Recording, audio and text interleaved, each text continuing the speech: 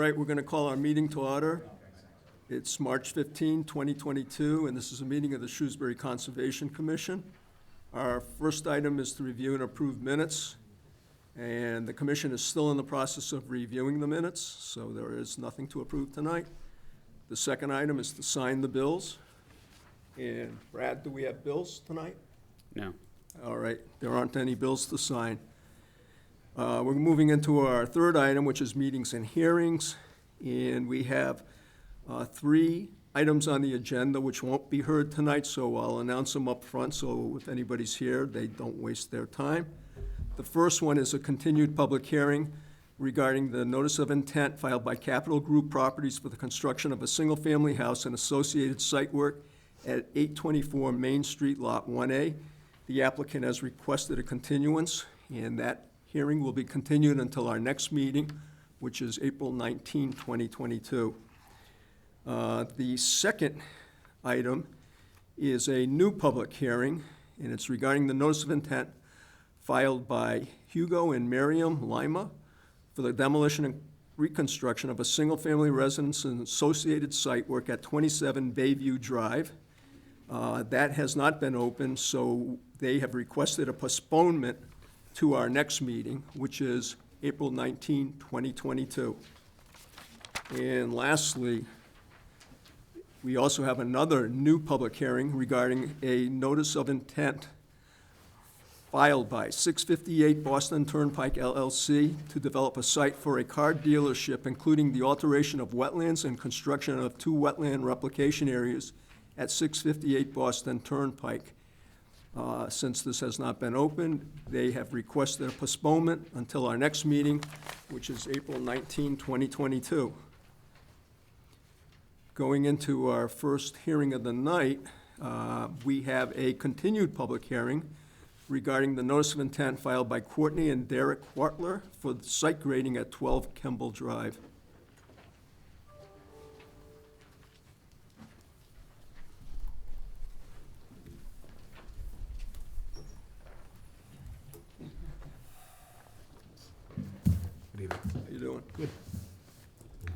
Thank you, Mr. Chairman. For the record, John Grenier, Jane Grenier Associates. I'm here with the homeowners, Courtney and Derek Walter, who they live at number 12 Campbell Drive. We were before you, before the holidays. It's been a number of months.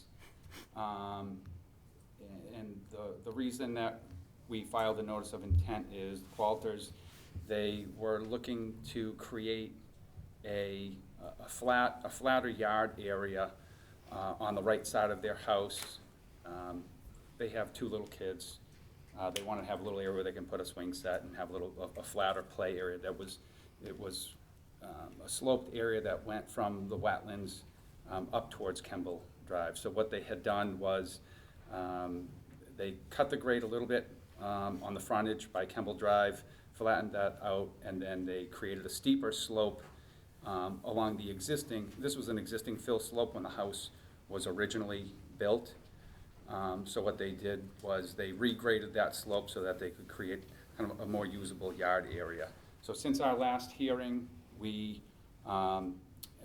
as it turns out, I had done some permitting for the previous owner a number of years back when they installed a pool. So I had an old file. We had filed originally the notice of intent with that old file, but it was requested that we update the topography, have the wetland boundary reflagged, as well as the high water mark for Rosin Brook, which is off-site further back towards Prospect Street. So what we had done is when the wetland scientist went out there, he reflagged this. There are existing fairly large trees or good-sized trees that are up gradient from the wetland line, so they didn't fill any wetlands. They were close to the toe of the slope, but they didn't fill any wetlands associated when they regraded the slope. Really, it was just reworking what was an existing fill slope, although obviously they should have filed because they were within buffer zones. but they had a landscaper come in and they were just reworking the existing slope, steepened it up a little bit, stabilized it, and then created, and this has been, it was seeded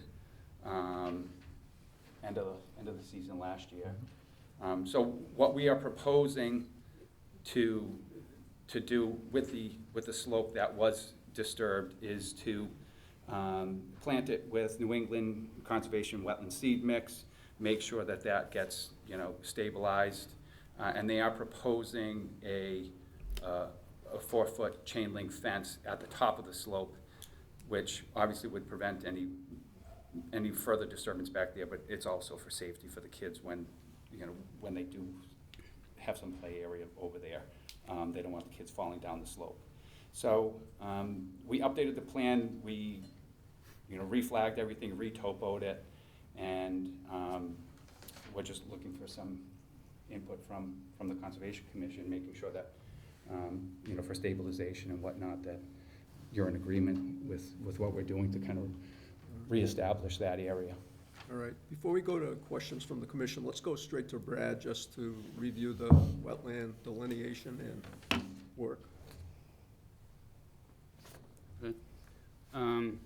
So yes, so the first time we got the plan, I did go out there.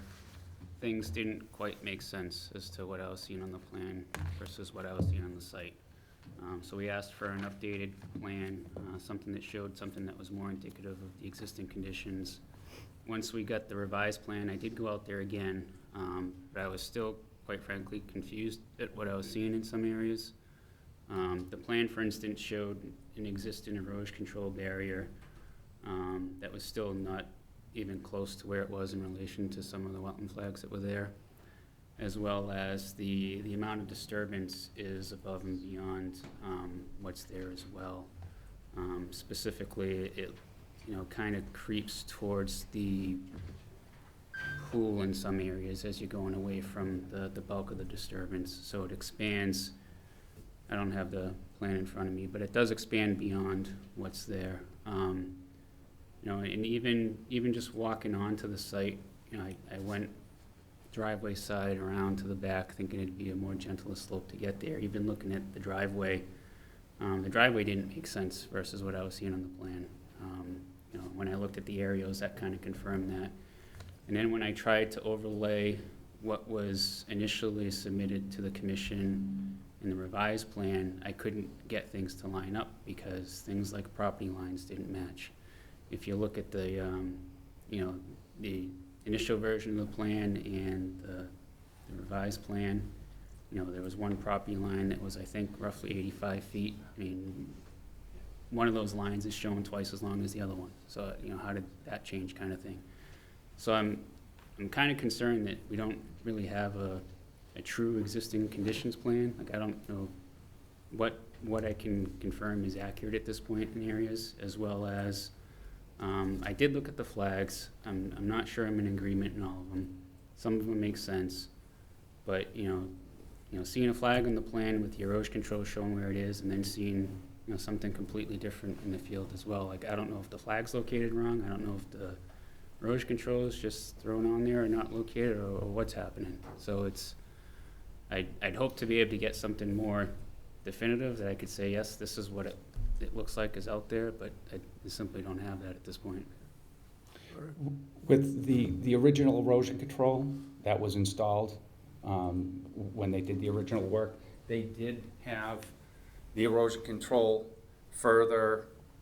It was within the wetland, beyond the limit of where they had the work, but the erosion control was further on the other side of the wetland flag. So I did talk to Derek, and I said, no, you've got to make sure that where the flags are, that erosion control gets moved, so you're upgrading it. So that's where they had originally put it. So I told them that needs to get moved so that it's on the upgradient side of where the wetland line is.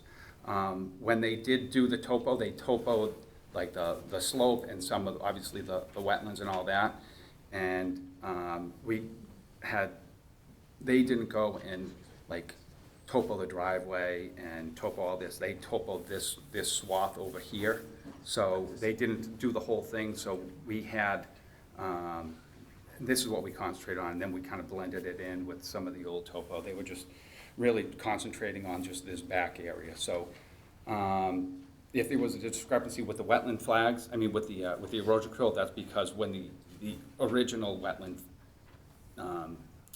hay bales and erosion control was in the wrong spot, and I had said, hey, after they hung the flags, I said, you need to move that so that it's on the upgradient side. But at the end of the day, there are trees on the high side of the wetland boundary. I don't believe they filled any of the wetlands, and really right now is the time they want to try to get that slope finally stabilized, and try to get it working. Does that make sense, Brad? No. Not really. I'll tell you what. How about you and Brad meet at the site, Mhm. go over the areas of inconsistency, Okay, and that way come to an agreement and come back at the next meeting and both be on the same page, sure, and then we'd be able to probably close this pretty quickly, I would assume. okay. But without an agreement on existing conditions, I don't see how Okay. we can do it tonight. Okay. All right, let's just see if any of the commissioners have any comments too. Jason? No, I mean, unless Brad's satisfied where the flags are, I don't know how we could move forward. Okay. Martha? I did have one thought when you were talking about stabilizing the slope with a New England wetland seed. If it's a slope and an upland, it's not gonna take wetland plants. So those would be good for wet conditions, but not for the slope. So I don't know if New England Wetlands has an upland native seed mix that you could look into, but that would be my suggestion. I'll confer with the wetland scientists to see if there's they have different specialty mixes, if there's something would be better for that slope. Okay. You all set? Mhm. Ken? I'll wait to hear from what Brad. Okay. Chris? Make it make sense to go over the inconsistencies. Okay. Brad, anything else? Just Martha brought up a point, the slope is still active in areas.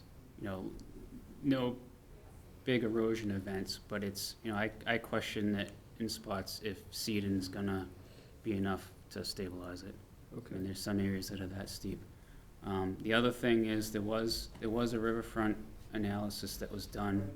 I don't know if you had a chance to update that, John, in terms of square footage and the numbers. But that would need to be revisited and looked at as well. And what I did go back to was the old filing for the swimming pool. I don't think that took into account riverfront. So you have a cumulative impact there. So you have to look at what the numbers for that pool would have been as well. Because that was filed post-Rivers bill.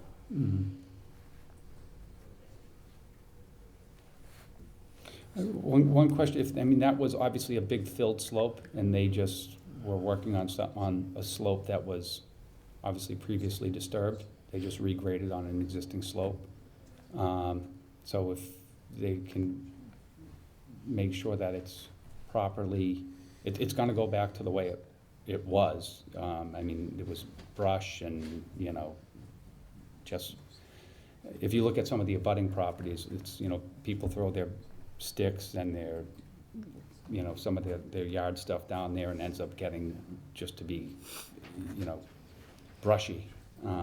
So it will, obviously, we want to make sure it's stable. We will get it back to, it will go back to a natural state.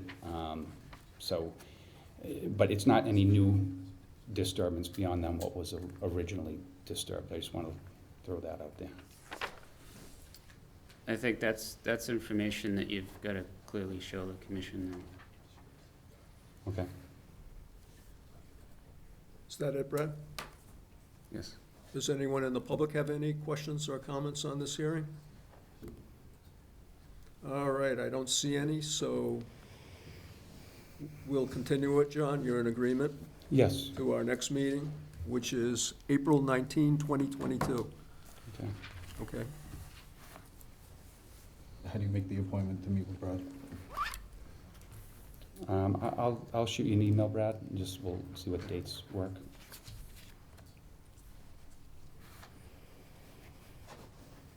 Okay, thank you very much. Okay, thank you.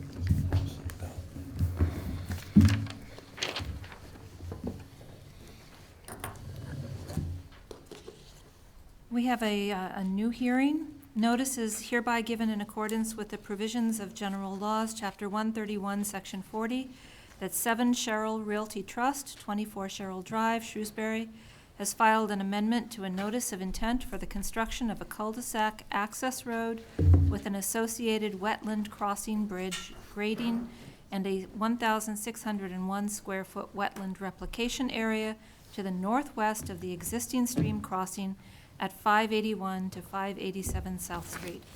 A public hearing will be held on the above notice at 7 p.m. on Tuesday evening, March 15, 2022, in the Selectmen's Meeting Room, 100 Maple Avenue, Shrewsbury.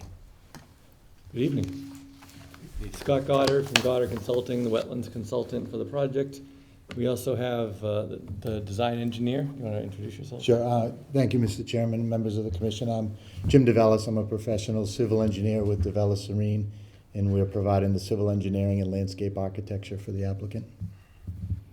My name is Rashid Sheikh. I'm the trustee of the trust. So this project is not new to the commission, right? There's a long and interesting history here. And we've gone through many iterations of how to navigate change in ownership, some change in construction that originally wasn't done quite in accordance with old permits, and now with a new owner and new project that's substantially similar in its overall impacts to wetlands, but slightly larger in its overall development scheme. You know, how do we move forward? We've had this conversation now several times. So I think, after consulting with Brad and being before you all in previous meetings, that we're at a place now where we're bringing you something that is a clean, fresh slate. There's a new consulting team in place. The property has been completely resurveyed and re-engineered so that we're confident now in the data and the measurements, all things that were speculative to our team in the past. Now we have good data on. So we're confident that what we're bringing you today is something that you can act on confidently. So without rehashing all the details, the substance of the matter is this. We have these old orders of conditions that are now expired. We have a crossing that was built slightly larger than what was approved. The culvert that was approved to go in there was, by current stream crossing standards, undersized, but yet that was what was approved by the commission. It was installed, but it was installed slightly longer than what was approved, something, 5 to 7 feet on that order of magnitude. And the retaining walls were put in. So that crossing exists out there. You can go out, drive your car up to it and walk across. It's sort of roughed in. Now the new applicant is looking to change the design from basically a common driveway servicing a couple of lots to a planning board approved cul-de-sac that would service more lots in the rear. The intention now is to bring you an upgraded cul-de-sac design that removes in its entirety, per the request of this commission and by the feedback of the previous meetings we've had, remove that whole crossing, right? The undersized pipe, taken out. The retaining walls, taken out. The fill, taken out. And what we propose to do now is widen the crossing to meet the width required by the planning board for a cul-de-sac. So now the pavement would be 22 feet in width. That's all right here in pink.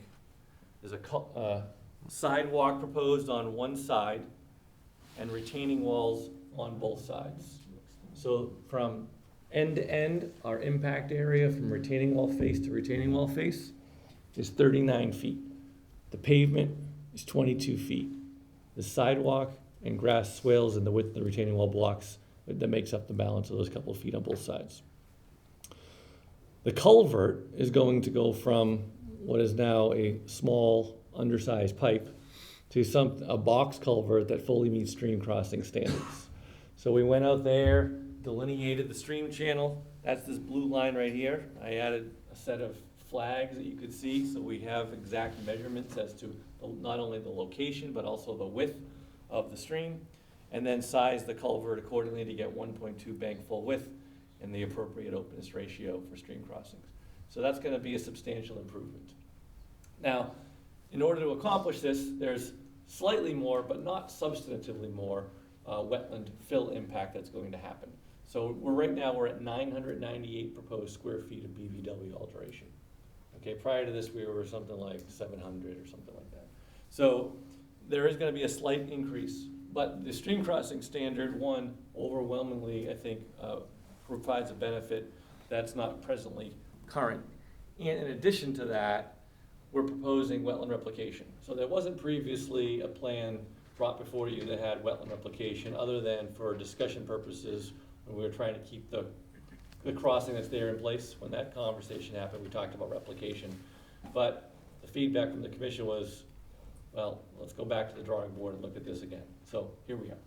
So I scoped out this whole section of BVW and stream complex to identify what makes sense for wetland replication. And this area that's in orange, and if you've been there, you'll know what I'm talking about. There is an old crossing that goes right across this entire wetland. It's all stones, 3 to 9 inch stones piled up in basically a dam. There's no culvert that goes underneath it, so the stream hits it, finds its way through the void spaces and the riprap stones that are there and comes out the other side. So there is a blockage of the stream. It certainly doesn't meet stream crossing standards. It's an old farmer's cart path. And it goes from end to end across the whole wetland. The footprint of that is 1,600 square feet. So if we remove from wetland edge to wetland edge this old farmer's path, we take out 1,600 square feet of fill. Right, it's elevated up, so if the wetland's about here, it's about that high. So it's several feet deep of rock. The stream bed will be restored back in its natural channel and just be an open stream again. So this entire blockage to the BVW and stream disappears. Then we have now an open box culvert that's going to go from right straight through. So if you imagine what's there today, or even if we rebuilt what was approved by the commission, we would still have a blocked stream, a blocked wetland, and an undersized pipe, right? So all that's proposed to come out now and provide something that, meets the standard better and meets the applicant's objective better of getting a wider crossing here to get in and service additional lots.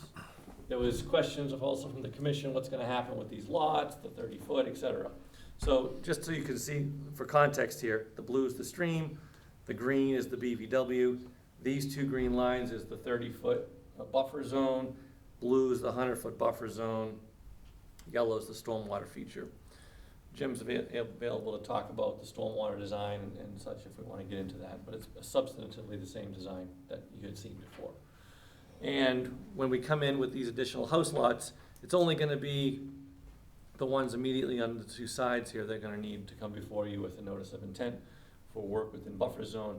We're confident that the houses can be all kept out of the 30-foot. We're not going to be coming back here asking for building houses within 30 feet of the wetlands, so we don't have to worry about that. And that's really the essence of where we've come. So I'm confident that this is way further along a path that hopefully can be acceptable to the commission, can work for the applicant, and we can try to move this off of the stalling block that we've been in for a while. So that's where we're at. Can you talk a bit about the detention pond? The prior plans had a detention pond, I believe. Yeah, you want to hit that? Sure, Jim? yep. Thank you, Scott. So basically, this area here in the shaded color is a detention pond, and it's a traditional basin that picks up all, so that when we looked at this plan, this parcel in its entirety, we looked at the drainage areas. We provided a full drainage analysis, and what we're showing is basically the drainage divide is right in the middle at the river. So everything's coming this way, everything's coming this way, and it's going into the river. So what we're proposing is everything that comes into the right-of-way proper in this area is going to be caught with catch basins, sumps and hoods, and brought into this detention basin as a collection system and a 12-inch pipe that comes here. Anything in this area is gonna drain here. This area here is sized for the 210, 2,500 year storm events. We did test pits out there in here, got good distances to groundwater, cut the area down 1 foot, built up. I think previously there was 2-to-1 slopes. Yeah. And I think there was some concern with that. So on the sides of this basin, it's 3-to-1 slopes. It's got a 12-foot bench area flat on the top and then matches in outside of the 30-foot. So all of the stormwater comes in, it goes up, it infiltrates into the ground, and then there's an 8-inch outlet pipe, which is our outlet control structure, that lets it out slowly through a flared end section and riprap. And then anything over a 100-year storm is controlled or mitigated with an overflow control structure here. So inside in the drainage report, you'll see all the pre and post calculations, test bit data, TSS removal, volume calculations, and it meets all the standards, DEP standards. Are you ready for questions? Yep. Jason? No questions, simply a comment. This is much better than where we were the last few months. So, thank you for, like, doing this. But no, I don't have any questions. right Okay. now. Martha? And I don't either, except that, I'm thrilled that there is a standards appropriate culvert that's going to allow free passage of the river and the things that live in the river, as well as getting rid of that dam effectively. The dam. upstream. Yeah, that's really nice, thank you. Ken? I'd like to see more detail with the locations of the houses shown on the plans, the actual footprint where the house is going to be situated on each lot.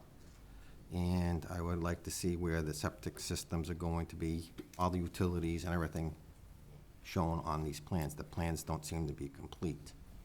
So the application that we have here is just a road and utilities plan. It's not, we'll need separate notices of intent for those couple of lots. But I would like to see them how, even though you're not required to do it, I'd like to see where they're going to be sited, that they can fit within the, out of the 30-foot buffer. I'd like to see it. I mean, if you're going to come in, you should be able to show it. Can I make a suggestion? And I completely understand what you're asking for.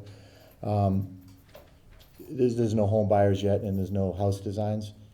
So at that time, there's two things. So one, all of those houses would have to come in front within 100 feet in front of this commission for a notice of intent. Anything outside would have to come in for the stormwater, the local stormwater bylaw. So there's no way that those houses are not gonna be built without being permitted. We just don't have the design or all the test pits. What I was gonna suggest is if there could certainly be a condition on this that no future houses whatsoever disturbance within that 30 feet, and that's our working point. We discussed this, and I think at the last meeting, that you would show everything, and we even asked that a lot be taken away. And I don't see that has been done. Actually, you made it wider than what we asked for.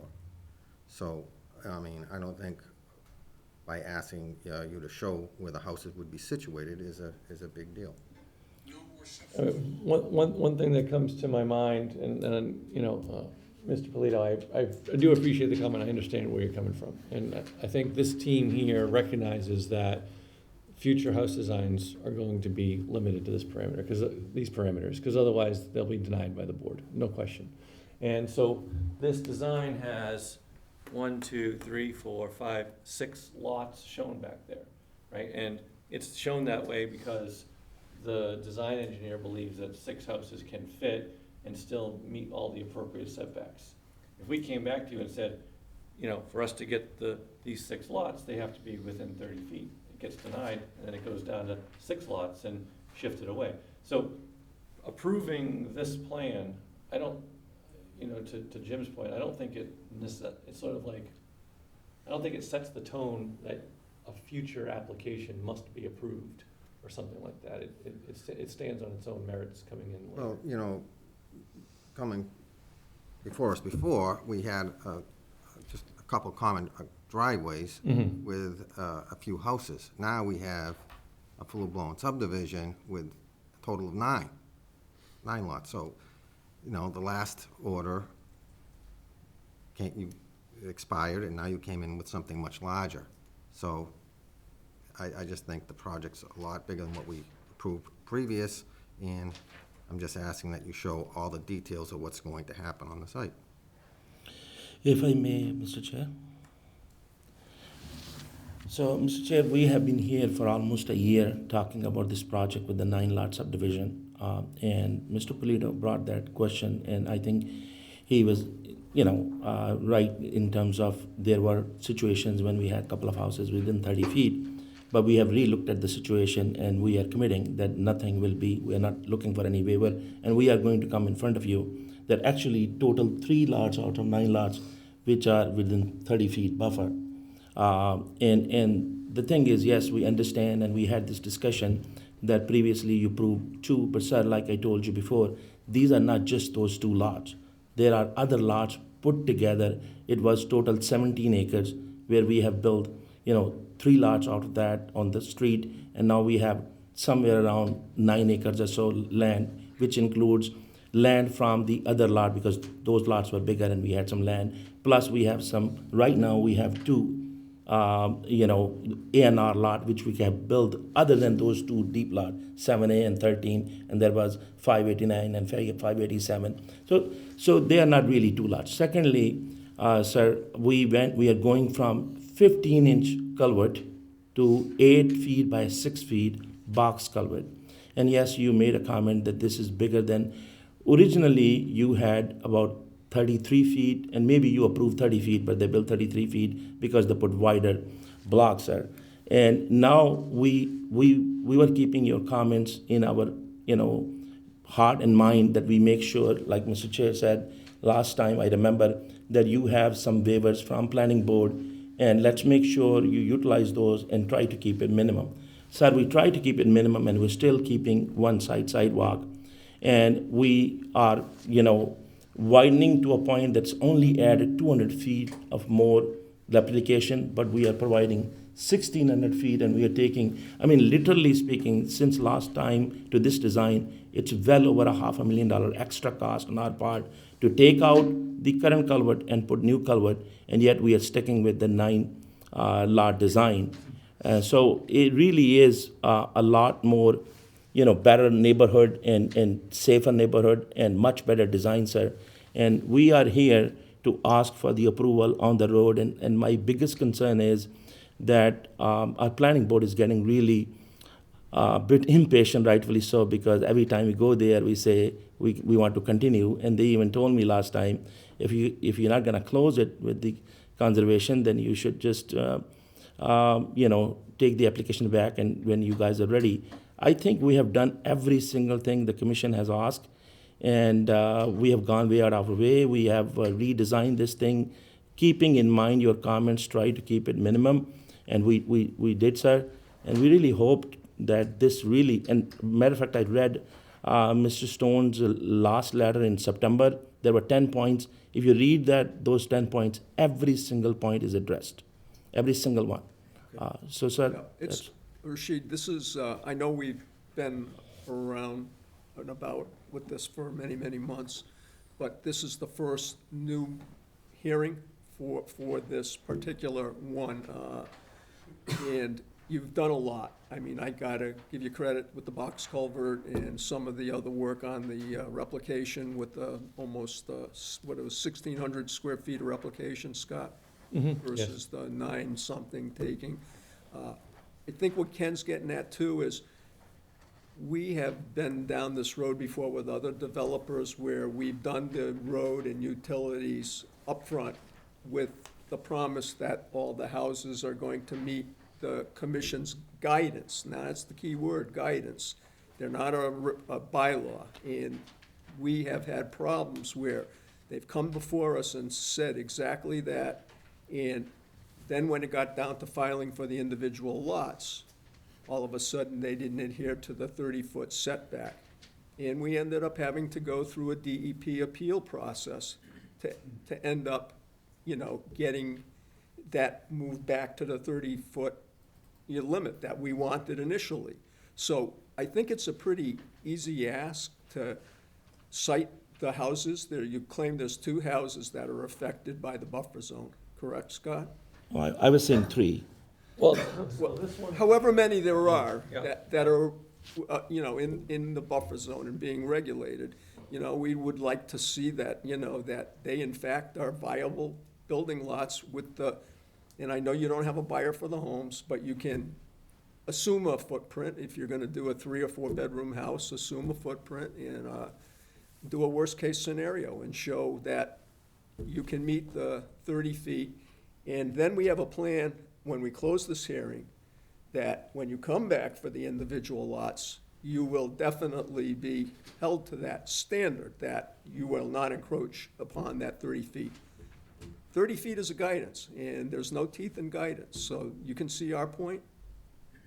And it's been pushed before by developers, and I'm not saying you would do it, Rashid, but that's, So, Mr. Chair, if I may say, if that is the concern, and I can completely appreciate your concern, we actually have looked at, because this issue has been brought to us several times. We just didn't want to muddy the water because the previous NOI, which we amended, did not include the houses in the application either. So we are pretty confident that we will be able to build the houses, outside of that. Can you put a condition, and that condition will give you the same power of what you are looking for? You are welcome to put that condition that no houses will be built, within 30 feet. And we're okay with that. well, I'd like to get a statement from you signed that Sure. agrees to that we enter. I'm willing to into the- sign that.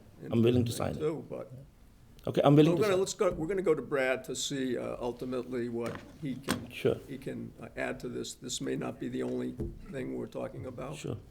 But Ken, do you have anything else? No, on I'm this? good. And it's Chris, He recused oh, himself. Chris is recused on this. Brad? Sure, so, got a lot of notes here, so just bear with me a moment. Just to touch base on one thing I caught from, I think, one of Ken's comments was, correct me if I'm wrong, but regarding the width, were you referring to the width of the road, Ken, or? Yes. Okay, so I did have some conversations with Mr. Goddard actually at one point about this. So, and again, stipulated no guarantees on how the commission would feel, but in terms of how to proceed going forward, one of the things we talked about, if the culvert was gonna be replaced, which seemed like a good idea to bring it up to stream crossing standards, as well as the additional wetland mitigation with the replication area, upgrading of the culvert, that seemed like a great idea and a big benefit to what's there. At least in my opinion, those 2 mitigating measures would offset the additional fill that was put in, for instance, when that driveway was constructed incorrectly, let's say. So again, I wear multiple hats for the town, so I think of the DPW side as well as the conservation side.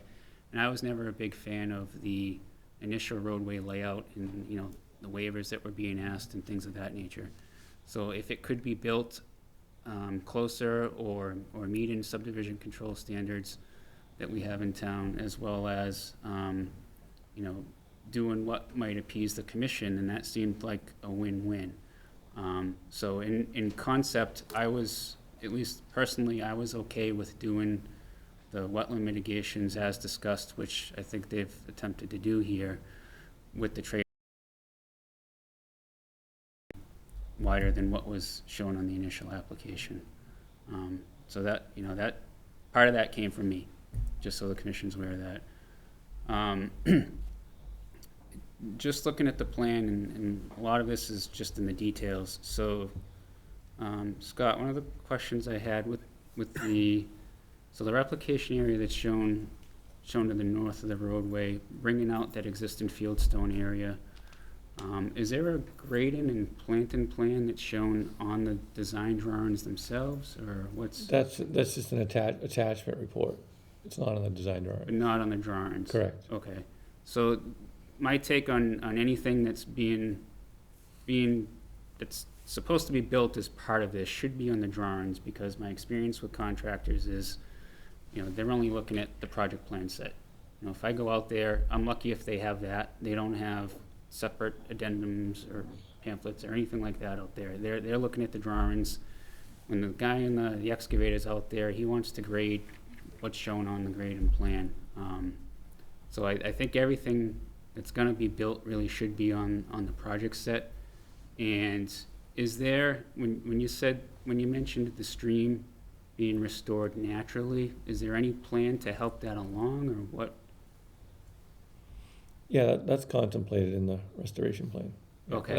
And we'll put the details on the construction drawings. That's fine. Yeah, I haven't been involved with nearly as many stream restorations as you probably have, but my experience, what I have been involved with, I've seen the projects kind of help that stream bank, along, whether they use core logs or something else to kind of keep the water going where it's supposed to. My concern is you get some flashy storms, and all of a sudden, what's hitting that replication area is meandering everywhere, causing some damage, not letting the stream reestablish itself where it kind of should be, that sort of thing. Yeah. So something in place there. Getting down to the culvert, is there a detail for the culvert itself on the design drawings? The culvert's shown on plan, and then if you look at on sheet, 9, there's a cross-section There's a nine. on sheet 8. Well, I saw it in the cross-section. I didn't know if there was a structural detail in that. No, what's important on the drawings is it's a 6 by 8 and 2 feet are buried, but whether it's gonna be a contact or the exact structure, it'll be H20 loading off the shelf, no special design. It's concrete. Yeah, cement concrete. These are things we usually see, though. What's gonna be built on the set. You can add that in there.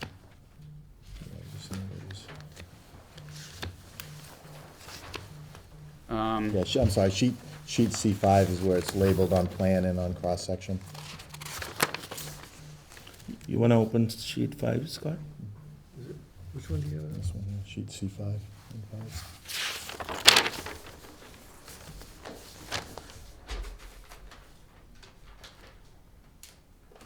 But we just add a note to it it's a contact, the model number is basically what it is. We can add that to Plan 5. This just shows the profile view. Yeah.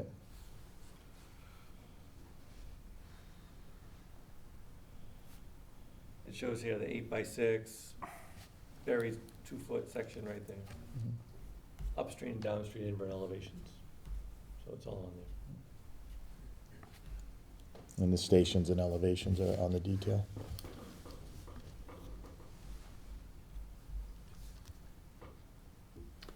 Okay, and moving on to drainage.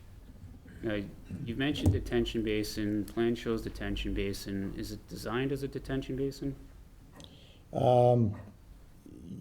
It's a detention infiltration basin. So detention in the traditional word, it detains it and then flows out. So it comes in fast and flows out slow.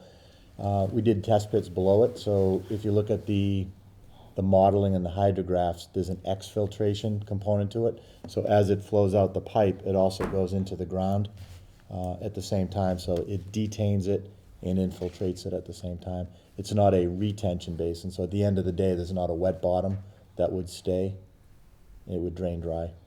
But I guess what I was getting at is you said infiltration, so you're designing it as the infiltration component to meet stormwater standards. Correct. Okay, so I guess my next question is there, what's the outlet structure? Is there a detail for that on the sheets? No, sometimes there's an outlet control structure with like a box culvert Yep. with a top. This is just a straight 8-inch culvert with flared end section on each side. So if you look at the hydrograph models, it's modeled as an 8-inch orifice. And that orifice shown on, I think it's Plan 4.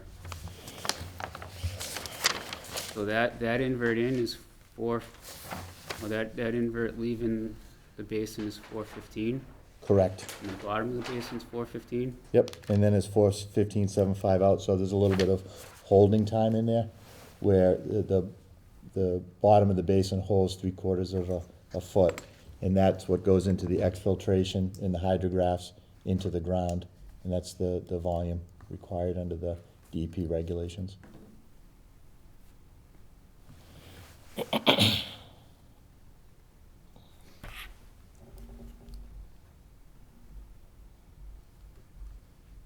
Okay, and then, I mean, I guess the bigger concern I have with the way the drainage was done is the modeling, and I think you've heard some of the feedback from others. I know there's some talks amongst ourselves in the department as well. So we initially got we got an email or a phone call from the peer review consultant from the planning board, which was concerned about how it was modeled and that it was only taking into account really the roadway itself and a couple of lots, like 2 of the 9 lots. To which I agreed with the peer review consultant that it really should be showing the entire build-out of the subdivision parcel. And part of what we look for when we see that is, at least not full-blown design necessarily, but at least conceptually, where's the house going, where are the driveways going, what's that impervious area look like, what's the other changes of the ground from woods to whatever, that kind of thing. I think was an argument to be made, well, not, some or all of those additional lots aren't draining to the roadway.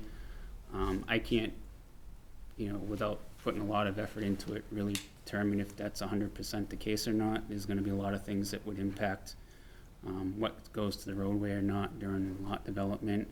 If you've got septic systems and other things, you may need to clean the house up if you're doing, or you do pump systems or things of that nature. These things impact where a driveway might go and whether or not you're, driving down from the street or if everything's from the lot draining towards the street.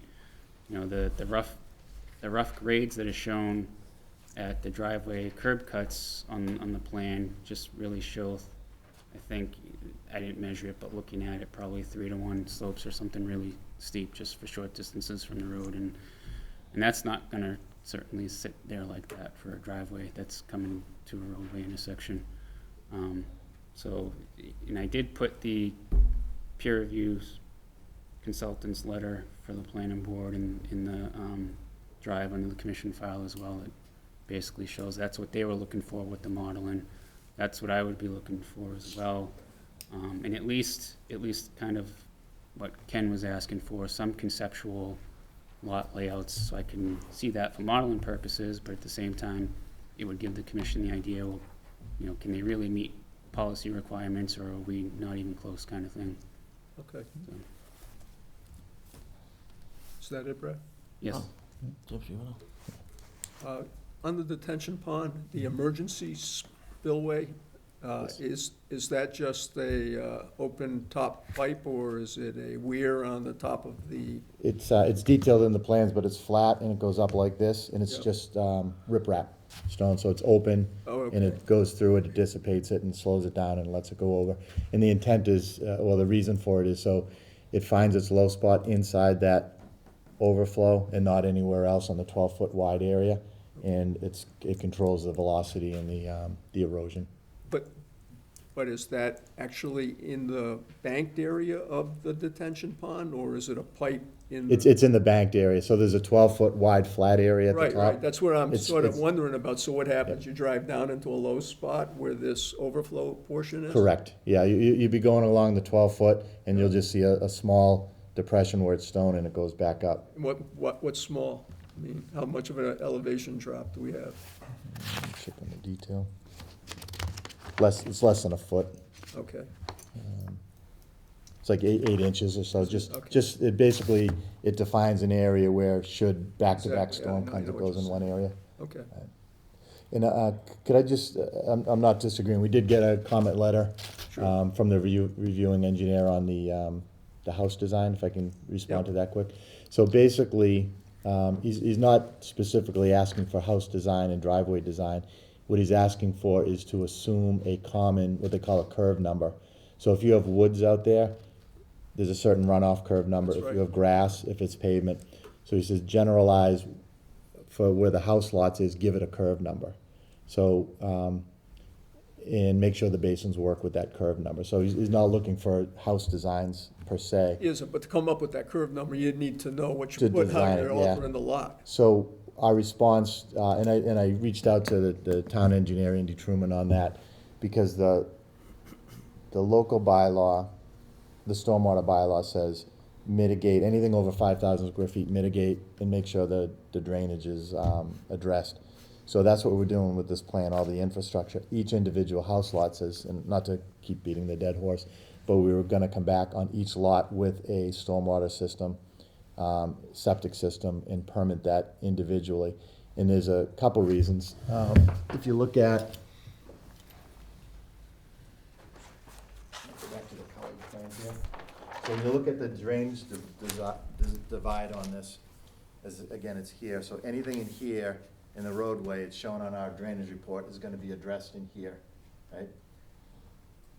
There's no way to handle all these houses in this basin. The fact is, you go downhill and then back up, you can't get water into this from anything over here, right? So you would need a second basin, which would be basically along the edge, 30 feet out, similar to this. So if you can imagine this on the other side, and what you're gonna end up with is a wetland, 30 feet, and then complete clearing here and here.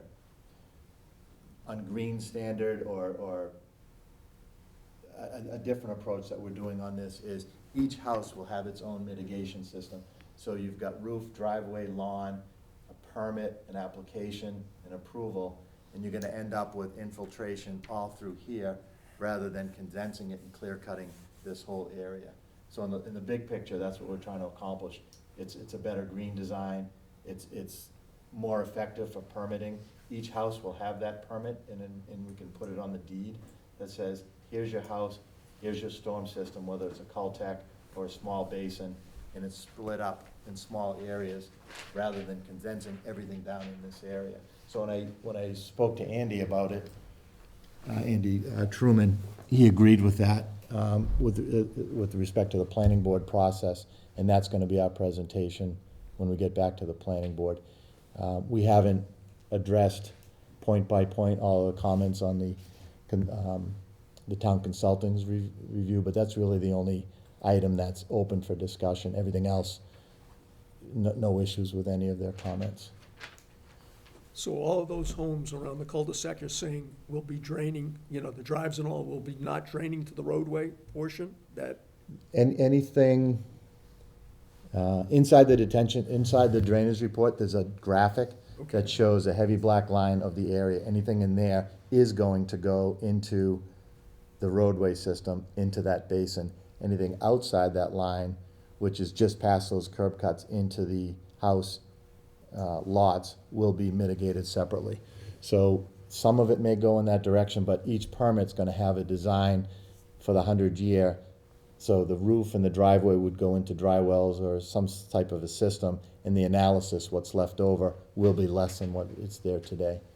And we've done this on other projects. It's much more effective in the long run for those lots to have their own permit, their own requirement. If somebody sells it, it's on a recorded permit. And again, it just avoids a large swath of open clear cutting down 30 feet from the wetlands. okay. Let's go to the public for any questions or comments. Does anyone in the public have any questions or comments on this hearing?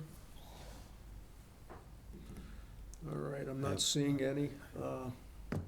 Ken? Did you do all your testing for your septic systems, your deep holes and perk tests? We did. Yeah. So so how do you know where you're going to where you're gonna locate your septic systems already? Well, not the exact design and the Board of Health requires 2 under each system. Those all haven't been done for 2. But if So you look at haven't- this, You haven't done them all yet. we've done, well, Done before all. my time. Yeah. On all the lots? Yes. Okay, they're testing on all the lots. So you know where the systems are going to go. then. If you've Well- done your perk tests and deep holes, they have to go in the, right where those holes were done. So are they shown? You have that location? I don't know how many of those are shown, but some of them are. But basically, the thing is, again, we had a previous firm who did all the testing, and we did some actually more deep hole testing based on the request of Mr. Stone last time. So the idea is that, honestly, I'm also impatient. I wanted them to design all the houses so I can build them, because I can't recoup anything if I don't build houses. And that would also be a big risk on our end to do all that and spend especially, so much money on the culvert and all that if this whole thing is not gonna work. So we have conceptually looked at it, but they also have other jobs as well. It takes time on their part to design all those things.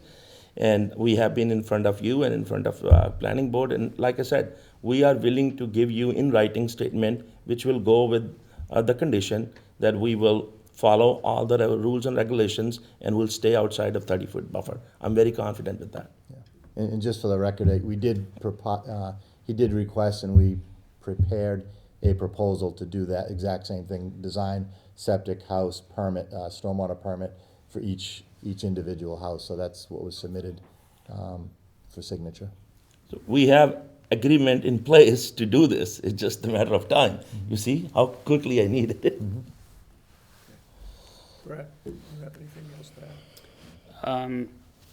Again, instead, for the stormwater part of it, I'm absolutely not on board with piecemealing it with the lots after the fact.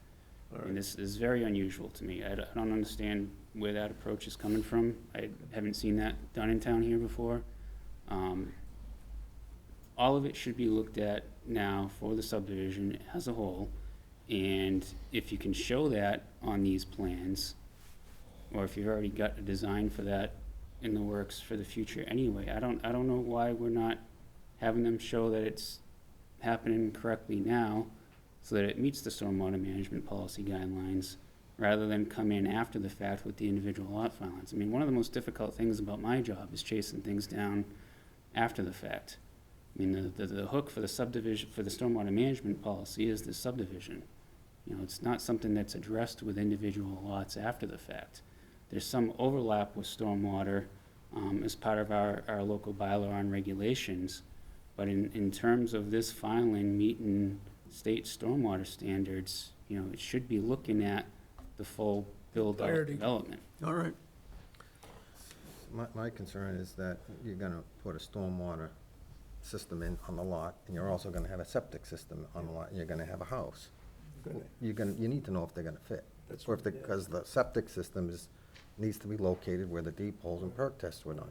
That's where it has to go. So there's a lot of unknowns.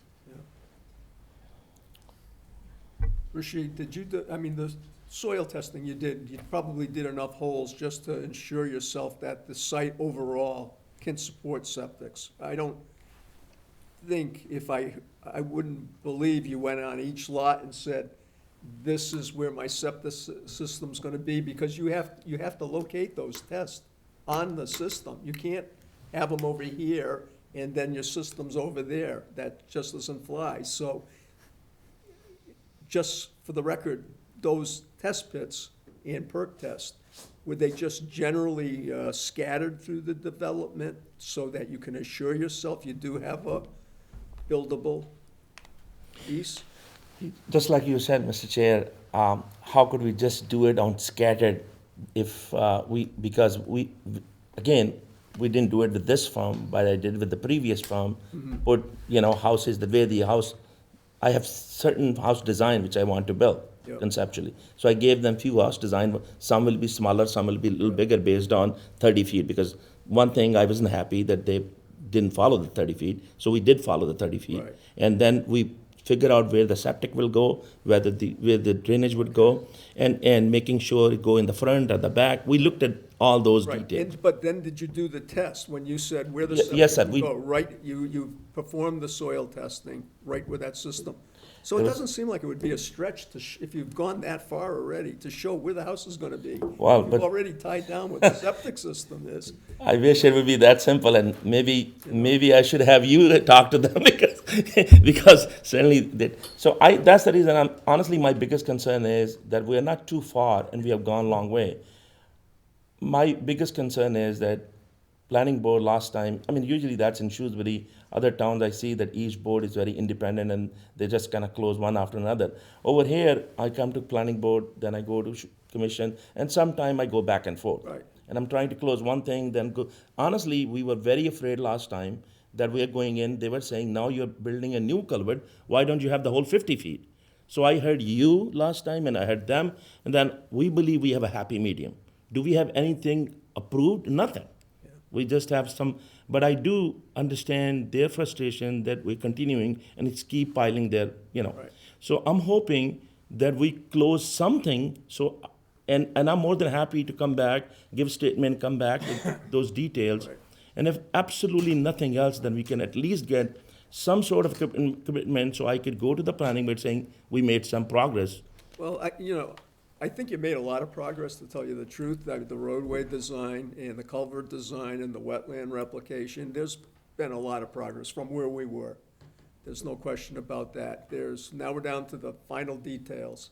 And I think we can't overlook what Brad's looking for. So, I think we're gonna have to see you again next month, okay? And I don't think the planning board would have an issue, because they realize how far this has moved, and we're at the last portion of. Mr. Chair, I had to say that I sat there and they asked me same thing you asked me, but they asked me a different question. They said, if you do not close with Conservation Commission, the next time you're gonna either come, withdraw the application without prejudice, or we are going to call it incomplete. So I feel very uncomfortable going in front of them, and we are very close. Yeah. And I'm in a predicament, I don't know. Brad wants to say something. I've been in contact with the town planner. That's not my recollection of what was discussed. All right. No, like I said, Rashid, we're a lot further along than we were 2 months ago, when we were going over the old plans, so. I hope I can send you a video, and they made that actually in their closing statement. I just feel uncomfortable going in front of them, telling them the same thing, continue. Because there is no issue I have with them. All I have to say is continue. And yes, the commission, town planner certainly believe you should continue. I just feel very uncomfortable when I gave a promise. I don't know how I'm gonna handle Right, it. but right now, there's a big difference in that there's no argument over your road or your culvert or the proposal of your roadway and utilities. And that's something you can bring forward to them next month, we're not arguing that at that point of it right now. We just need to make sure it meets the stormwater management portion, and that, like Ken said, I can't see why you can't show houses on it, that it meets our guidance, and that's a pretty small ask, I think, in a project this significant. So may I just ask one request? Can I tell them that you verbally agree with what we have presented? I know that's what you in essence said, but can I present that we are verbally agree with the plan, and they're just looking for more detail on the house design and getting into the. Well, I wouldn't want to commit the commission to that, but I don't think you heard anything negative relative to the road or the wetland replication or the culvert, so those are your major things you're presenting tonight. We're talking about the number of houses and are they gonna meet our guidance or not? That's something you have committed to, but haven't really shown us on the plan. So, yeah, I think you can say that. I said, thank you. All right, so the items we're missing is replication details on the plans, the houses on the plans. There was a request, was it, Brad, a request for more culvert detail than what we show? Or were you satisfied with what you saw on there? I think it was a model and a detail on it. And then, I don't think- and then the stormwater in its totality as opposed to pieces. Right, so in general, you know, I got to a point where, you know, I had a number of check boxes in my head of things that were outstanding and kind of stopped looking detail-wise at Right. everything else. So, you know, same thing I tell everybody in general with the details that need to be on the plan. You need to be able to construct everything from start to finish by reading the plan. Yep. So, you know, again, when I looked at, let's use the culvert, for instance. When I looked at the plans, and you can see a culvert in a couple of spots in a cross-section, but if I was the contractor on the site, what am I building? And that's when I know the contractor and I, past history, kind of get into disagreement what gets put here, because it's not clear on the plan what's being built where. So, you know, any structure, any grade, and all of that needs to be well defined. There needs to be plenty of detail showing exactly how things are getting built. Kind of think of it that way. So Yep. yes, I didn't do a bullet list of details because I also anticipate that there's gonna be probably some drainage redesign or something to that effect. So, Sure. you know, get everything revised that we talked about here. Make sure there's enough details so that, you know, the thing can be built from the plan. And then I'll give you a full bullet list of anything that I think might be outstanding still. That's fine. So I think we're ready to request a continuation to the next meeting. Okay, and just one last thing too, Sure thing. as, along with the house locations, Rashid mentioned the septics have been pretty much tied down. Just put a little box where you think the septic's going relative to that, the leach field. Okay, what's the next hearing date? Excuse me? The next hearing date, what is it? Next hearing date is April 19, 2022. So this hearing's been continued until our next meeting, which is April 19, 2022. Thank you. Thank you. Thank you. And for the record, Chris recused himself from this hearing, too.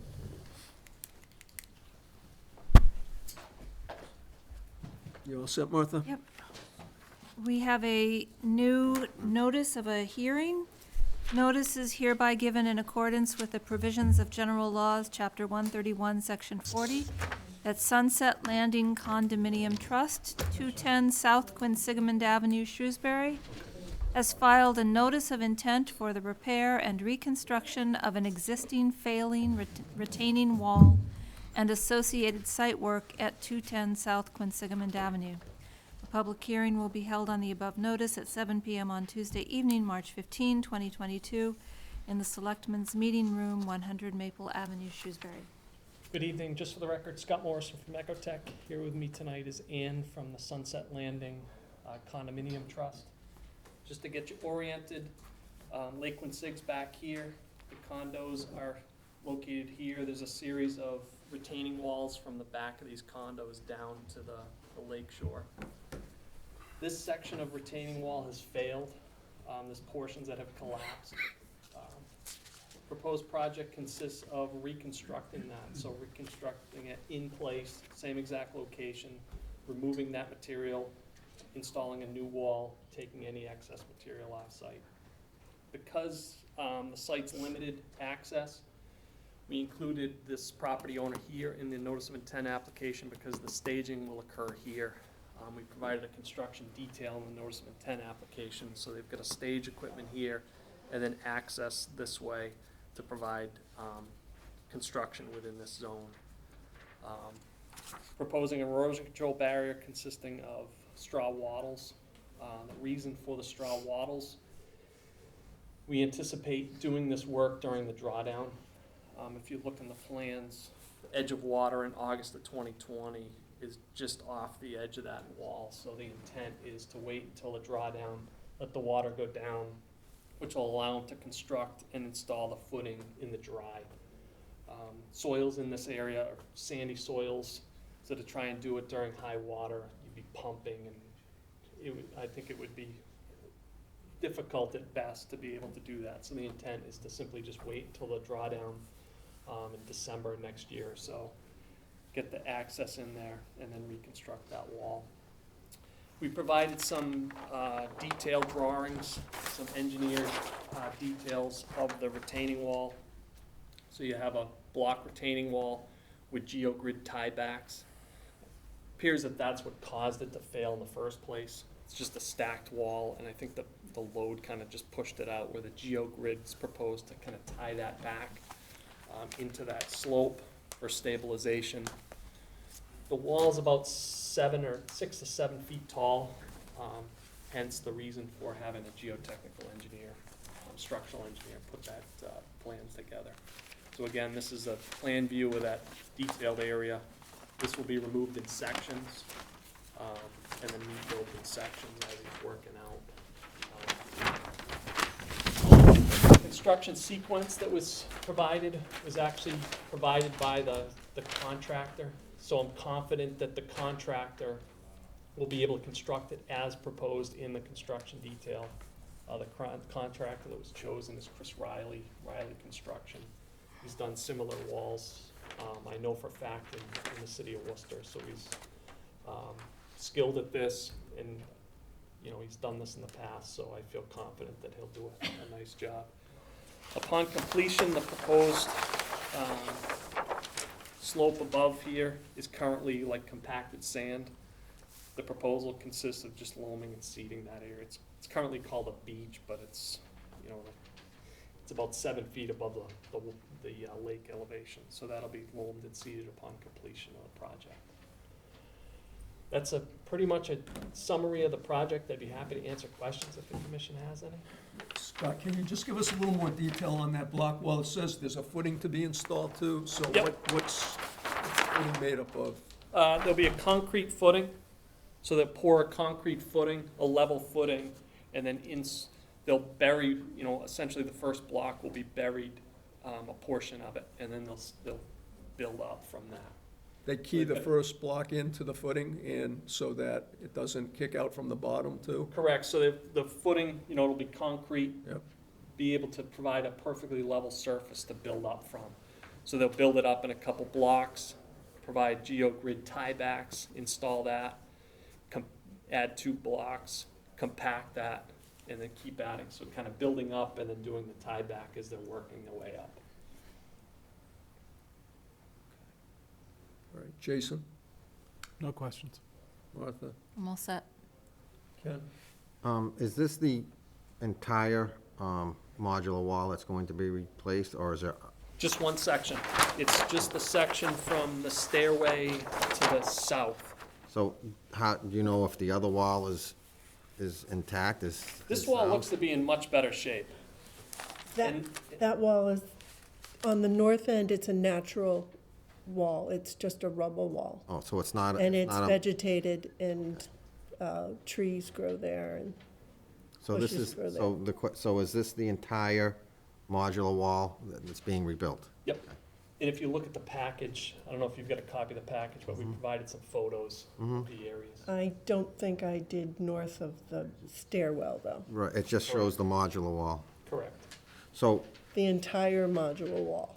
okay, so will all the materials that have fallen into the lake, all the sands and gravels, will that be removed? They'll pull all that out, pull the blocks, pull all the excess blocks. That'll be hauled off-site. Are you going to use a new wall, or is it the same proposals blocks? for a completely new wall. Completely A whole new wall. wall system. Okay. Chris? No questions. Brad? Just a couple of quick minor things. So, we've had some experience with things not being built in accordance with the plan, so I think a condition on here should be that the wall, once it's completed, be survey located, and just have that as-built. As-built survey? To get a certificate of compliance. That way we know there's compliance with water and land subject to flooding. Okay. I think this site has once already seen a wall not go where it was supposed to be built, if memory serves. The other thing too, I think I saw on the plan, in terms of the wall height, that it was just under 4 feet, but I don't think that accounts for bottom of footing to top of wall, as well as my memory serves, being out in the field, you are gonna have something that's more than 4 feet built there. So it does require a building permit because of the height as well. So I just wanna make sure that that's applied for and obtained. Yep. 'Cause the building inspector's gonna wanna see that before it goes in. Okay. Which, that portion's fairly quick to get through their office, and once you have an order of conditions from the commission, then I can sign off on the building permit as Okay. well. And we got plenty of time to get that, Yeah. to work that out between now. Yep, I just don't want, the drawdown happening, and all of a sudden that hasn't been obtained, and there's more delay, because this delay, I think, is really what's hurt the property owners on this site, so Yep. let's make sure all the ducks are lined up for the next drawdown season. That's it. What's that? Does anyone in the public have any, excuse me, questions or comments on this hearing? Okay, I don't see any. We'll close the hearing. Thank you very much.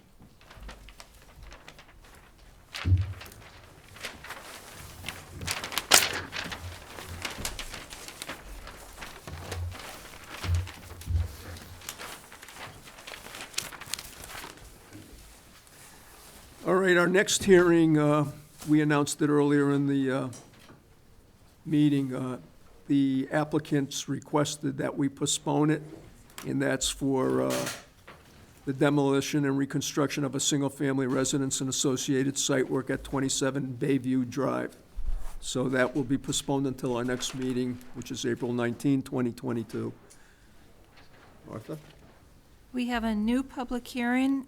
Notice is hereby given in accordance with the provisions of General Laws, Chapter 131, Section 40, that David Gouveia, 169 North Street, Shrewsbury, has filed a notice of intent for the demolishing of an existing house, construction of a new single-family house, and associated site work at 272 Spring Street. A public hearing will be held on the above notice at 7 p.m. on Tuesday evening, March 15, 2022, in the Selectmen's Meeting Room, 100 Maple Avenue, Shrewsbury. Again, thank you, Mr. Chairman. John Grenier, J.M. Grenier Associates. I am here with the owners of the property, the Gubos.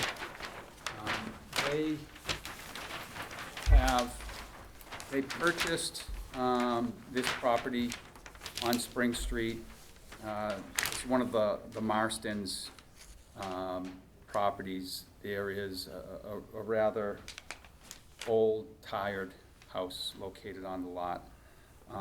They have done extensive work cleaning up the property. How many dumpsters have you filled up? 2 dumpsters worth of just junk. And all of it by hand. So there was quite a bit of debris all over the property. They've been doing what they can just to try to, make it at least so you can get in there. What they are proposing to do is to demo the house. They are proposing to construct a new house. Part of it, or I would say the garage area of the new house, would be overlapping in the area of where the existing house is. Obviously, they'll have town water, town sewer. We are proposing a driveway that will be horseshoe-shaped along the frontage. We're proposing to capture that runoff into some infiltration trenches. They're 3 foot wide, 3 foot deep. So that will sheet flow from the driveway, both on the westerly part and on the easterly portion of where you have a little turnaround area off of the garage. Any of the areas on the side yard and the rear yard, those will sheet flow, and we're capturing that before it runs off site. And we have another infiltration trench here around the bottom of the slope at the back of the slope off the backyard. I should have said at the beginning, there is a bordering vegetated wetland that runs under Spring Street. It runs through the westerly portion of the site. We're not going right up to the edge of it, particularly at the street. There is one area right here where we're a little bit close to it for some off-grading from the house, but we're gonna be installing silt fence, hay bales all along the side yard and the whole perimeter of the backyard, so that we control any runoff off the site. That's really the long and short of it. They will have obviously temporary construction entrance located on the easterly portion of the driveway, so they won't be tracking any silt or mud onto Spring Street during construction. But it's fairly straightforward. They're really looking to clean up the property from what it is right now.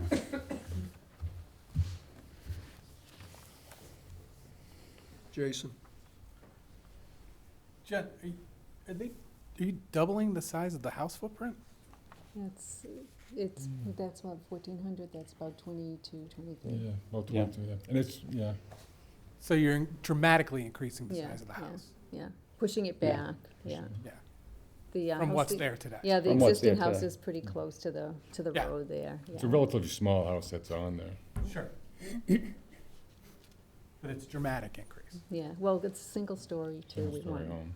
not Yeah. building it up. Yeah, it's gonna be a single-story home that's, That's it for now. Martha? I'm just trying to understand the grading.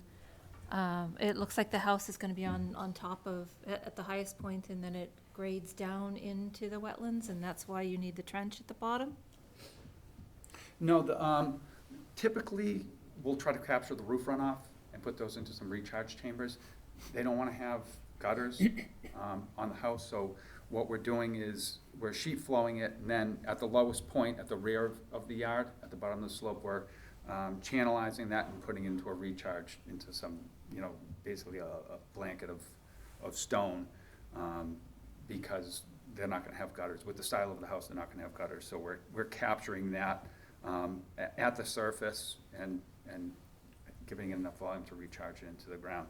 And we've done our calculations. We're gonna be obviously needing a stormwater permit through DPW, so we've done our math on the sizing, so that we're capturing adequate amount of water to recharge that into the ground.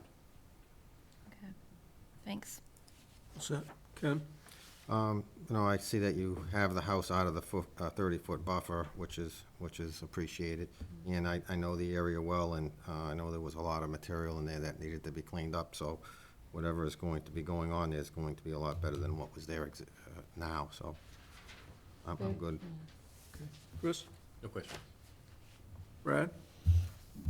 John, you haven't filed for the stormwater permit yet, have you? No. You plan on doing that concurrently with this, or? I have all the paperwork together. We just wanted to make sure we had some feedback from the Conservation Commission so that what we're submitting to them was consistent with what we have with you. Okay, so in terms of the infiltration, I mean, I have concerns, and frankly, I'm not a big fan of sheet flow into infiltration trenches. I've seen a lot of failures for a variety of reasons.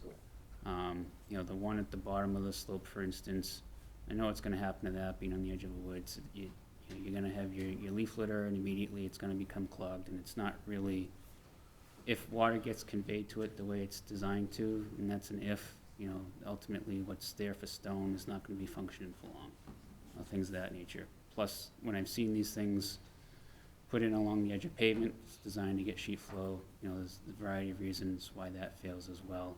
I hear your concern about roof gutters, not wanting to do that, but I'd be looking for other alternatives to get some true conveyed infiltration that would give me some more confidence that you're actually gonna get that. I think that's more of a internal discussion for my colleagues and myself in terms of the stormwater management permit review. It's not necessarily, it's not stormwater management policy related under the state act, so it's not needed for this application, but it's needed for the town's local bylaw, and ultimately the plans need to be consistent. So I would start that sooner than later. Okay. Just to make sure we're all on the same page there. Do you have a DEP number for this yet? We don't have it yet. Okay, I just looked, I didn't see it on the database, but sometimes they do email, and I didn't get an email, so I don't know if they've issued it yet. so the commission can't really close it and decide tonight anyway. Okay. And then I know I was out there for the building permit review,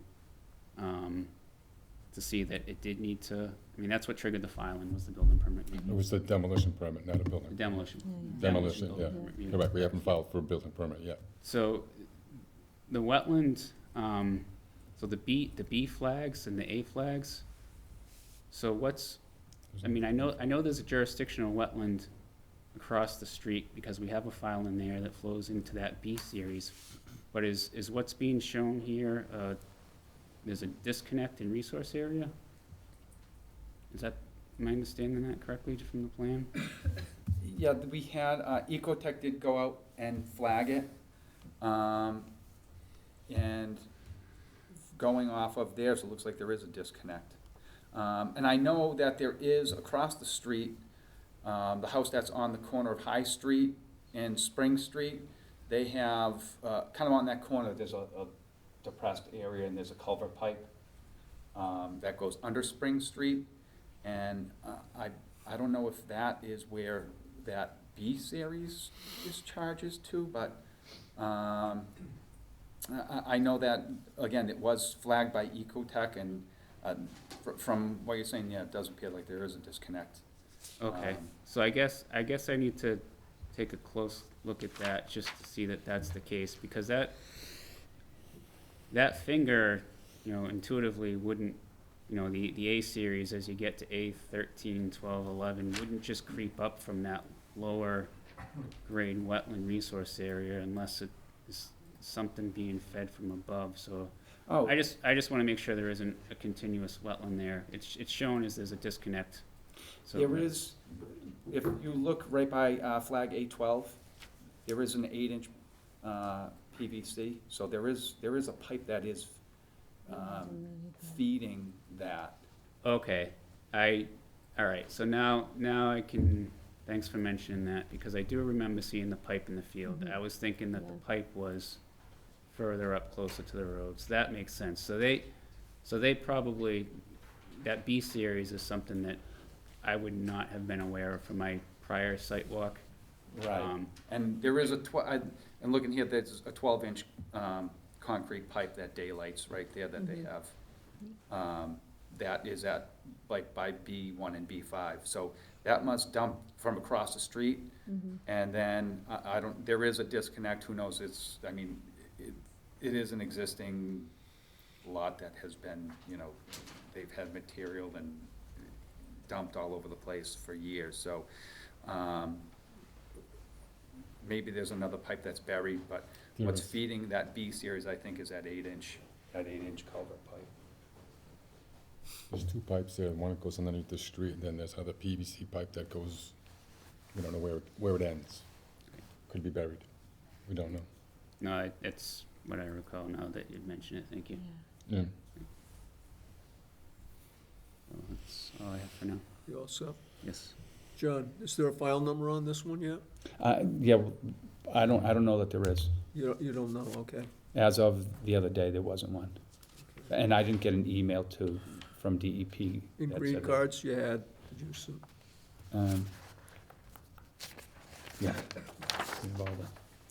They cast a check. I know that.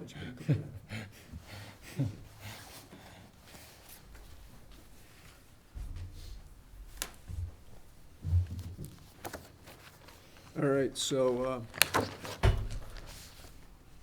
sounds like we have to see you next month. Yeah, and in the meantime, we'll meet with Brad and DPW, Okay. just to look at some alternatives for recharging some of that water, besides capturing it over sheet flow.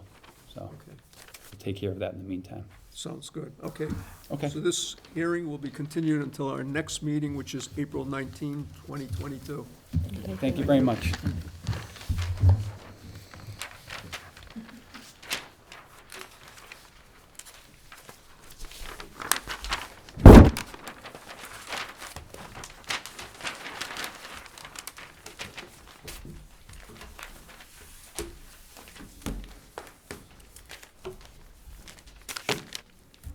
We have a new public hearing.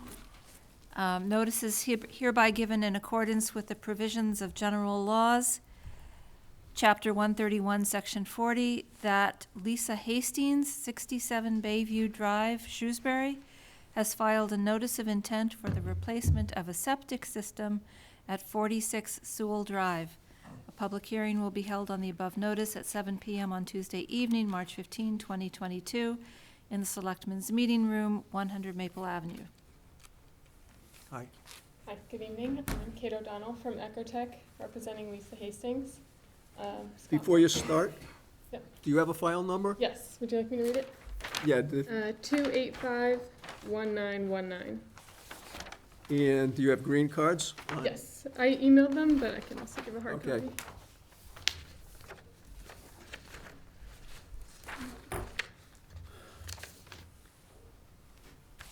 Just give them to Brad. Thank you.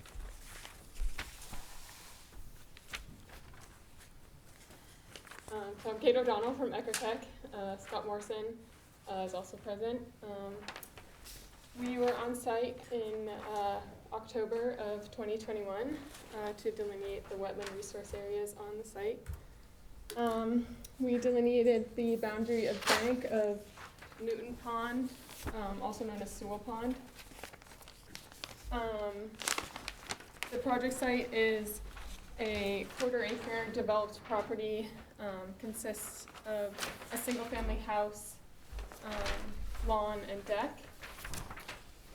The proposed project is to replace a failing septic system, and as part of this, they're going to relocate the water line and electric conduit 10 feet away from the septic system. The proposed septic system is located within the 100-foot buffer zone to the pond, but is more than 50 feet away from the pond. And we're proposing straw wattle and silt fence erosion control barriers at the limit of work. The plan has been approved by the Board of Health, and I can answer any questions at this time. Can you just show us, I know this is this a private road coming into this property? Or It's a gravel road. it's a gravel road, but it's not a town-owned road, do you know, or it's a private?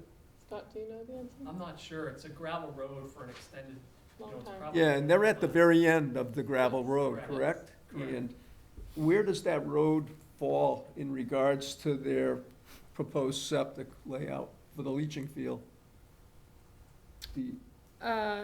The leach field is in existing gravel, but I believe it's part of the, access for the, front yard area. Can you say that again? Are you telling me the road is over the leaching field? Is that? And I don't think it's the road, I think it is gravel where it is being, proposed. Yeah, because it's a fairly small lot, right? I don't know the limit of the road. Yeah, I'm just trying to figure out, I don't know, I know the Board of Health should be the one to actually look into that kind of stuff, but, yeah, I just don't see the limits of the road shown here. All right, let's go to Jason. Is it a gravity Yes. system? All right. So there's no need for a pump? That was the only question I had. Okay. Martha? I'm set. Ken? You're really constrained by the lots. You have no other alternative than to put it in the front yard. Yep. And like you said, the Board of Health has approved Yes. the location and the design. Yep. Okay. I'm good. Okay. Chris? Good. Brad? So to answer your question, John, I don't think there's a right-of-way down there for a true road, public or private. I think doing some brief deed research, just because I was curious what was happening there. I think there's access rights going through that property to get further down to the last house that's there. I think there's just one remaining house beyond this lot, if I remember correctly. I've been out there a couple times for enforcement on another matter, not this lot, but 2 houses down. So I remember what the area looks like. I went down to the end to kind of turn around and access that way. So yes, it's basically a gravel area, you know, not like, unlike another filing we saw recently down by the lake where it's a traveled way, but not really a right-of-way. It's certainly not a public road.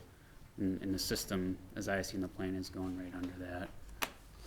The one question I did have, I don't know if we mentioned this, so the water line and the conduit that's there, there's a note to be relocated on the plan. Is there a, do we know where that's going yet? Or what? I don't think they know the limits of where the line is. They just found it when they were doing the deep hole testing.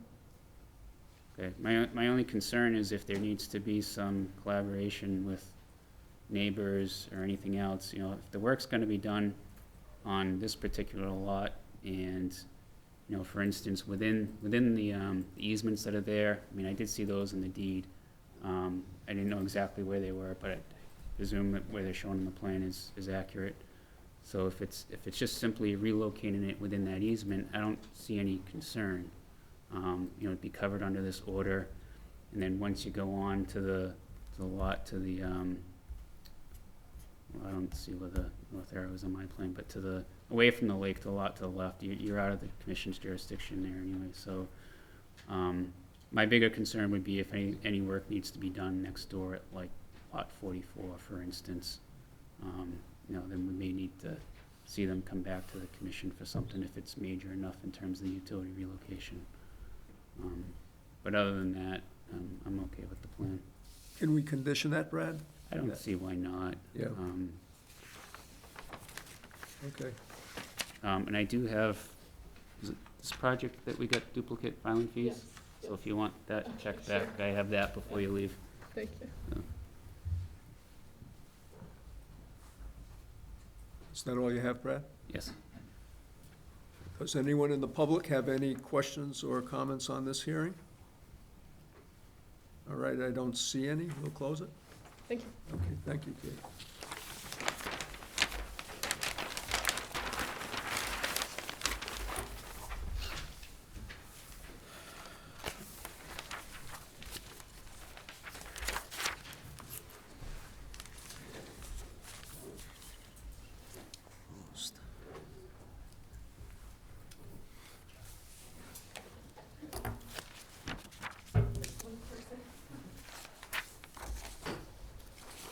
Ready? Yep. Okay. We have a new public hearing. Notice is hereby given in accordance with the provisions of General Laws, Chapter 131, Section 40, that Cypress Avenue Development Partners LLC, 18 Glenwood Street, Natick, Mass. 01760, has filed a notice of intent for the construction of 66 townhouse-style senior housing units with accessory clubhouse, access driveway, stormwater management facilities, and associated site grading at 1 Greenbrier Drive and 255 Gulf Street. A public hearing will be held on the above notice at 7 p.m. on Tuesday evening, March 15, 2022, in the Selectmen's Meeting Room, 100 Maple Avenue, Shrewsbury.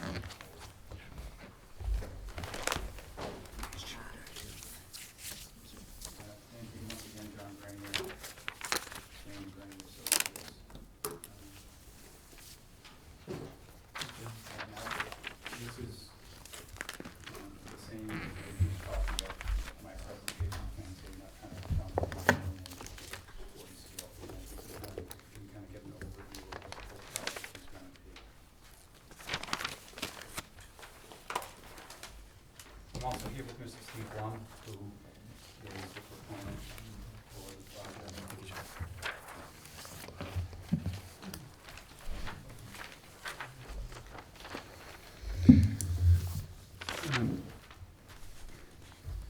Should we wait for Brad, or?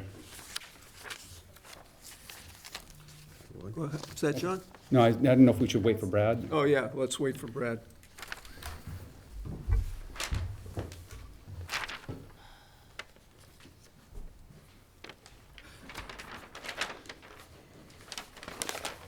Did you get a file number, John, for this one? No, they haven't issued a file Not yet. for this one yet either.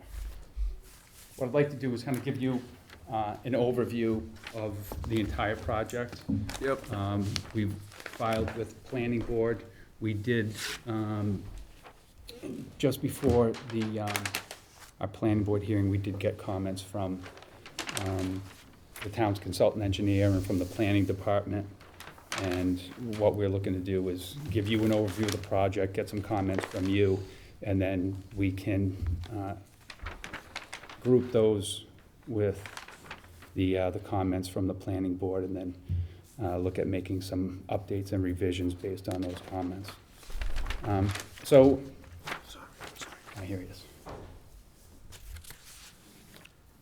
So this, a portion of this property, as you know, just received an order of conditions.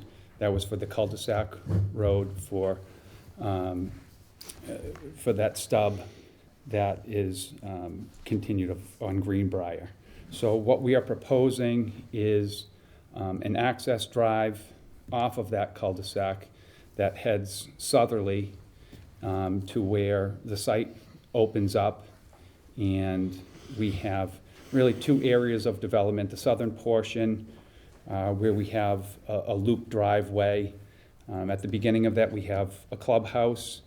There is a detention basin behind the clubhouse area. As we head further south, we have duplexes that go around a loop driveway. We are doing some on the westerly side, a cut on the high side. There is a filled area on the low side, on the right-hand side as you look at the plan. There is a detention basin at the toe of that slope on the south easterly side of the site. And then there is a second development area that's on the easterly side. There is a crossing associated with that, where there's the wetland at the, as you can see, that green area on the center north portion. It does neck down, and then the wetland, that's where we're crossing. We're proposing a 8-foot diameter precast concrete culvert pipe that does meet stream crossing standards for openness. And then the wetland flows, as you can see where that narrow area is, further to the south. Ultimately, all of that water flows into a big box culvert that goes under 290. So that second area, that after the crossing, we have, I think, a dozen units over there, and we're capturing, just after where that crossing area is, we have another detention basin located that captures runoff from that portion of the site. So overall, we, from our comments from the town's engineer in general, we're meeting stormwater standards for capturing the runoff, treating it. It is routed through a detention basin, which does hold water and reduce flow through 210, 2,500 year storm events. We do have some work to do at that southerly portion of the site. When we were designing this, that's when we had all the ice and snow and everything was freezing. So we do need to dig a test hole in that back area, just because there was no way we were going to get a machine back there with the weather that we had last month. But with our design, we were conservative. We did keep the bottom of the basin at or above existing grades. So we did try to maintain a conservative outlook on that, just so that we can make sure that we have our separation to seasonal high groundwater. We will have a septic system designed for this. There was previous testing done on the site as part of Mr. Blum's previous applications. They went out and did test holes. So based off of that, we do have adequate soils in areas where we are proposing septic systems across from that clubhouse area, where right before it splits off to go to the east. See, there's a flat area right there. That's where we have one septic system area. And we are proposing a significantly smaller septic area that will treat the area, the units on the other side of that wetland crossing. So we're not trying to pipe sewer lines across any of the crossings. We just have one area associated with one side of the crossing and another septic area associated with the other side of the crossing. That's really just kind of a big overview.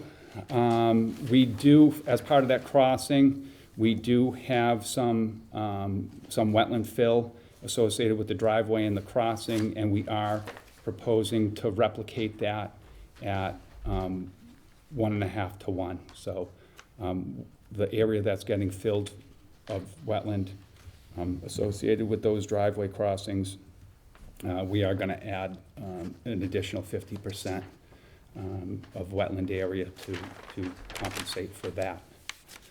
So that's really kind of a big broad brush. We do have, again, some revisions to make to address planning board. We do have to go dig a couple of test pits out there to confirm groundwater, even though we tried to be conservative with the designs of the basins and the bottom elevations, but we do want to confirm that. So we do have some work to do, but really we'd like to get some overall input from the commission so that moving forward we can incorporate some comments from your board with our modifications that we're going to be making for planning board. Are you ready? We're ready for you. Jason? Don't even know where to start. I'm trying to figure out the elevations, John. What is this slope on all sides here? So on the high side, which is the left side, Jason, that's a cut. So we're coming off of that, so we're cutting down, and What about on this low side, though? on the east side, that is a fill. And so on the fill side, we're at a 3 to 1 slope, okay? Then really we're creating kind of a pad area in the middle. We are making up some grade, like the areas where that 3 to 1 slope is on the east side, those are walkouts, okay? So we're making up about 8 feet when you get up to the right side of the loop.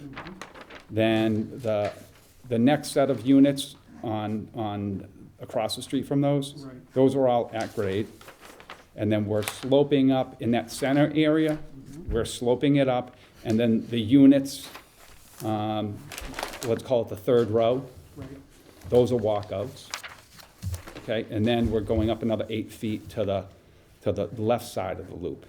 And then the furthest set of units to the left, those are all at grade, and then we have a slope going up to the west.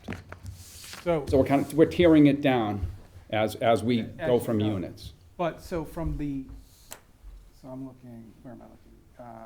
West, the west side of the project. Yeah? To the east side of the project. How far does that drop?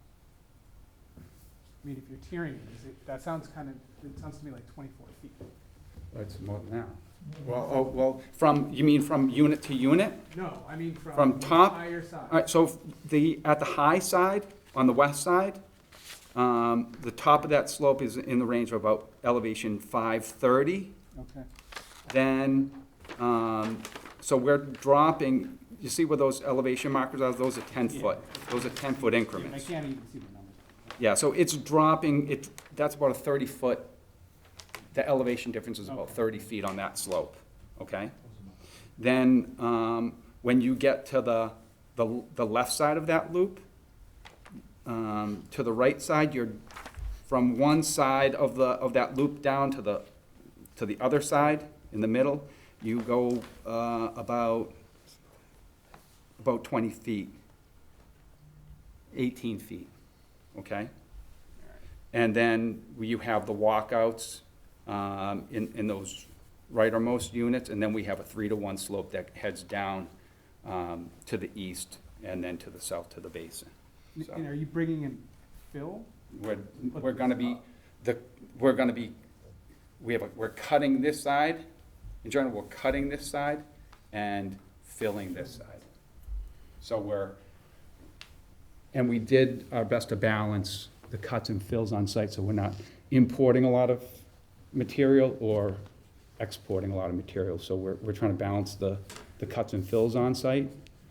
So, one, you don't want to be trucking in and out of there, you know, all the time.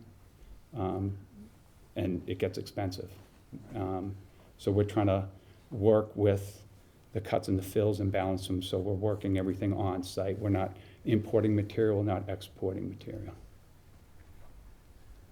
And this is just a general question. I mean, is there any way to construct that you're not touching the buffer zone in here? So if, on that plan, you can see with the 100-foot, I delineated, or I'm in red, Right. there's the 30-foot buffer. As you go from the wet, there's a 30-foot buffer, then there's a 100-foot buffer. So there's a handful of units that are within the 100-foot buffer. We're not doing proposing any units inside the 30-foot buffer. And in general, the vast majority of the work in the 100-foot buffer is off-grading, off the backs of units, constructing detention basins, because obviously they have to be at the lowest points. True, So, but you're having replication areas. yeah, and the replication areas are sort of with the, when we're going to the easterly section of units, where the wetland necks down, obviously we have some filling associated with that. And then on the access drive, I can actually show you, if you look on the access drive, which there's this, we're kind of coming southerly along the upland. There's one area where the wetland necks in, so that's really for the access drive. There's some filling there. There's a couple of other small areas where the wetland kind of necks in a little bit. And then we're doing our replication at the 1.5 to 1 in this area. So part of it is really for access into the site, because obviously we need a wide enough driveway for access. And then we have a smaller area right there where that little crossing is. And after this cutting and moving, I would imagine you're showing that everything's gonna sheet east. Ultimately, everything goes east. And so what we're doing is, to the west of us, this is all town-owned land. And then there is town-owned land to the south of us. And then we have this wetland area, then there's 290. But any of the runoff that's coming from east to west, we're capturing that at the high end of the slope, and we're diverting that around us. And then, some of it goes this way, and the rest of it goes this way. And we're diverting any upgradient water around us. One, if we capture it, then it's gonna end up routed through our detention basins, and, I mean, you'd have detention basins that are huge. You only wanna capture what you need to capture for your development. Two, we don't want any water running down that slope, because that only causes, upgradient water. It's gonna start rutting, it's gonna cause problems. So we're capturing the water, upgrading it from us, routing it around us. Then, as part of the development, we're capturing that, typical deep sump catch basins, into 4 bays into the detention basin. And we're capturing the site runoff in a basin in this location, and then, which is the lowest portion of this part of the site, and then another detention basin down here in the southeasterly portion. And then for this section, again, we're capturing it and putting it into a basin in this area. So we have 3 basins associated with it. This is capturing this part of the developed site, this is capturing this part, and this is capturing that part. Where's the roof runoff going? That would be going into the drainage system.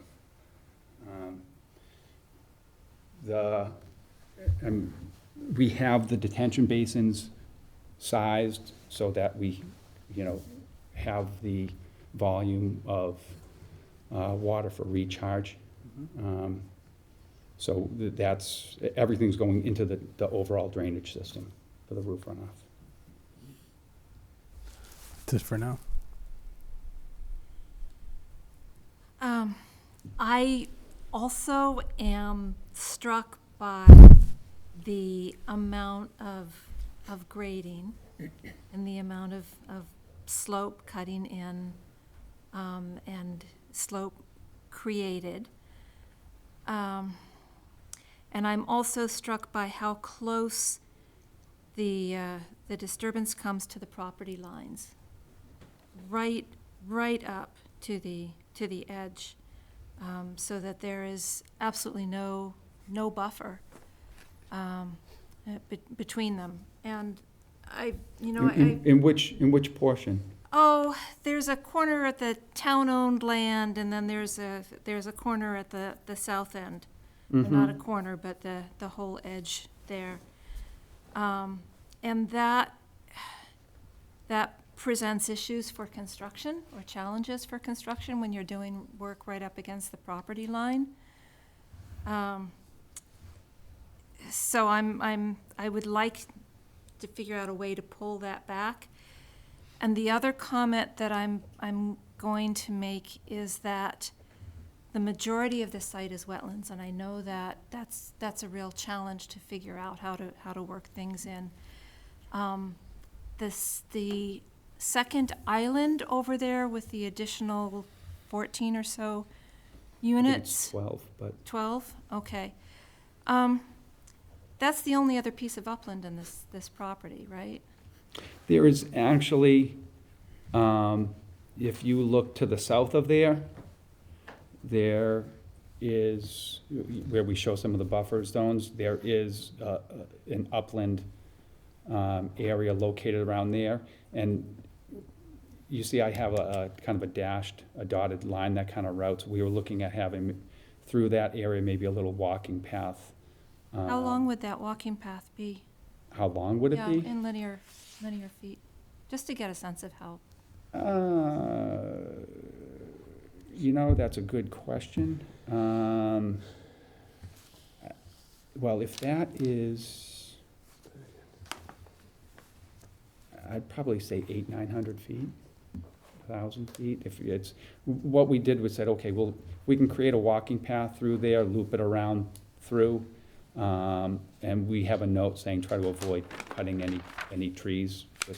So that's approximately where we think it would be a good place for it, but my point is that's another upland area that's on the site that we're looking to kind of keep as natural, but maybe have a walking path through it. So that's the southeasterly area that has upland, but we're just kind of try to keep that as natural, maybe have a nice walking path through there.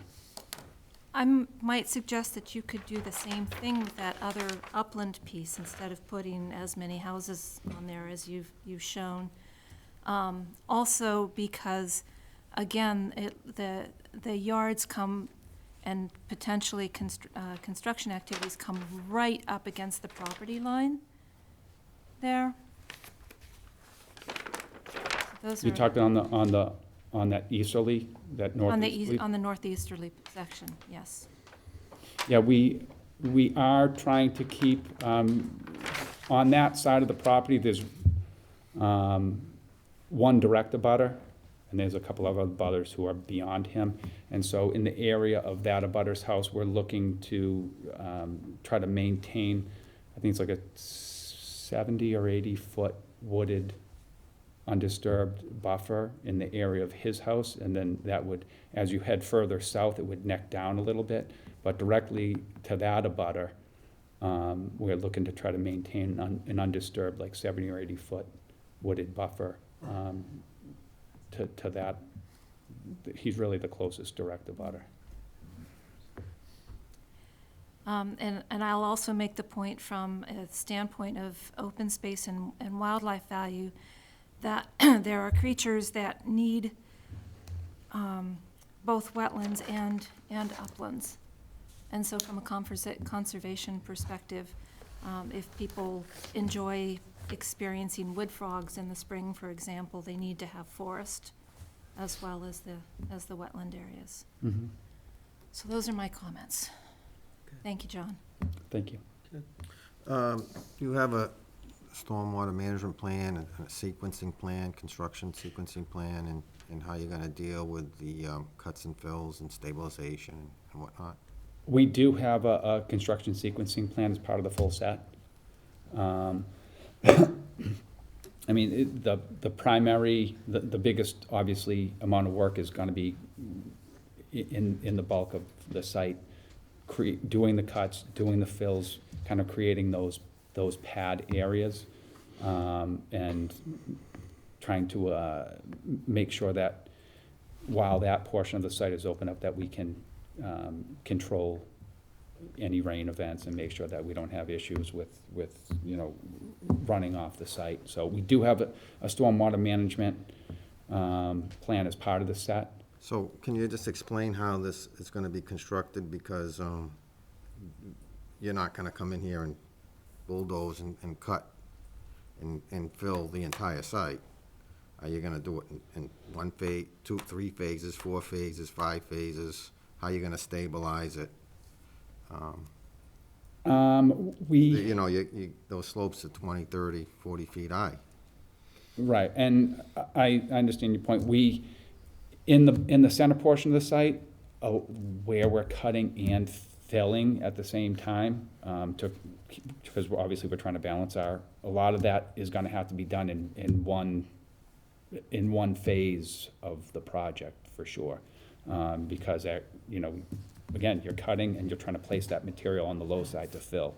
So that really is going to be that main portion of the site, one quote-unquote phase. And we'll have to make sure that once the major cuts and fills are done, we're gonna be stabilizing those slopes, so that, we don't have issues with those rutting and sloughing off. So we're gonna have to stabilize those slopes at the beginning, after the major cuts and fills are done, and getting that basin installed so that it can work to capture some of the runoff during construction.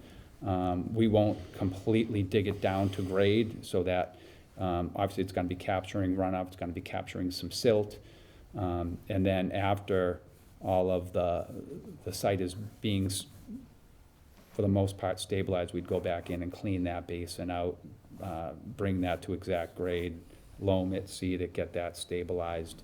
And as we're working, we don't have anything, we want to get that portion, the heavy lifting, done first, and then we can work in, obviously, starting to put in foundations and getting units built. And as we would go through the units and start doing a number of buildings, we'd be stabilizing those as we go along, trying to keep the total amount of open area to a minimum. But with a site like this, there's really no way to avoid opening it up so you can do your cuts and fills in one shot. And obviously we'd need a larger site contractor who has big equipment and can get the job done, because there is a lot of site work to be done. So we're gonna get you're gonna need a larger contractor who has big machines who can get that work done quickly and efficiently. I think you're going to have to really look at that plan, and I think you're going to have to come up with some sort of phasing written down. Okay. And and how you're gonna stabilize the slopes as you go. I don't see you being able to come here and leveling this whole site all at once. So I'd like just to see either 1, 2, or 3 parts to this, and how exactly are you gonna stabilize the slopes in a timely manner. Yeah. And I think you're gonna have to put a lot of time and effort into that, because of how this thing is pitched. Mm-hmm. And then can you just talk about the septic system a little bit? The entire site is on 2 septic systems? That's correct. And that's, where are they, where is it shown? If, let me show you, you can see on your plan. We have an area located right here, then that would take the flow from this main portion of the site. So we'd have a rather substantial septic system here. And this is all under, this would be obviously permitted through the Board of Health. There were test pits done when Mr. Blum had the other phase of his work done, so there are test pits there. We know that there's good soils. This area is actually in an area of probably 6 or 7 feet of fill in anticipation. One, we were trying to get the road grades up as high as we could so that we could catch up before we headed into the hill portion of it. So we're raising the driveway up, and that provides us quite a bit of area for separation to seasonal high groundwater. So we know we have decent soils there, and we know that we'll have adequate separation to seasonal high groundwater. And then originally, we were going to propose a septic system in this area, but it was requested, it was a concern of one of the neighbors that for these 12 units that he wasn't thrilled about having a septic system in this area in the proximity of his property. So we have done some plans as we're working through some modifications to relocate that, and it would be placed in this area. So we'd be shifting some of these units around and doing the septic system in this area, so it was not even close to any of the abutting properties. So, and we know that there are, particularly on the easterly side of the site, it turns to good, like, sandy, gravelly material, so. Is the whole site isn't gravel? No, it gets, obviously, when you get up into this hill, when they start excavating down, it gets rocky back there. So there will be addressing, hopefully, they don't hit solid ledge. They can either, there's some big rocks out there. I mean, really large rocks. Hopefully it doesn't turn into ledge, but there may be some ledge removal up on this backside.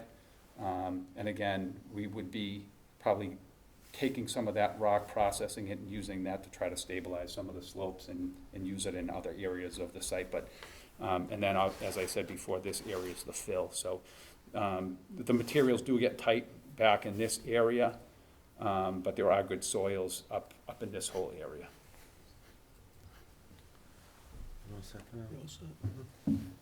John, I have a question just following on what Ken was talking about on the septic.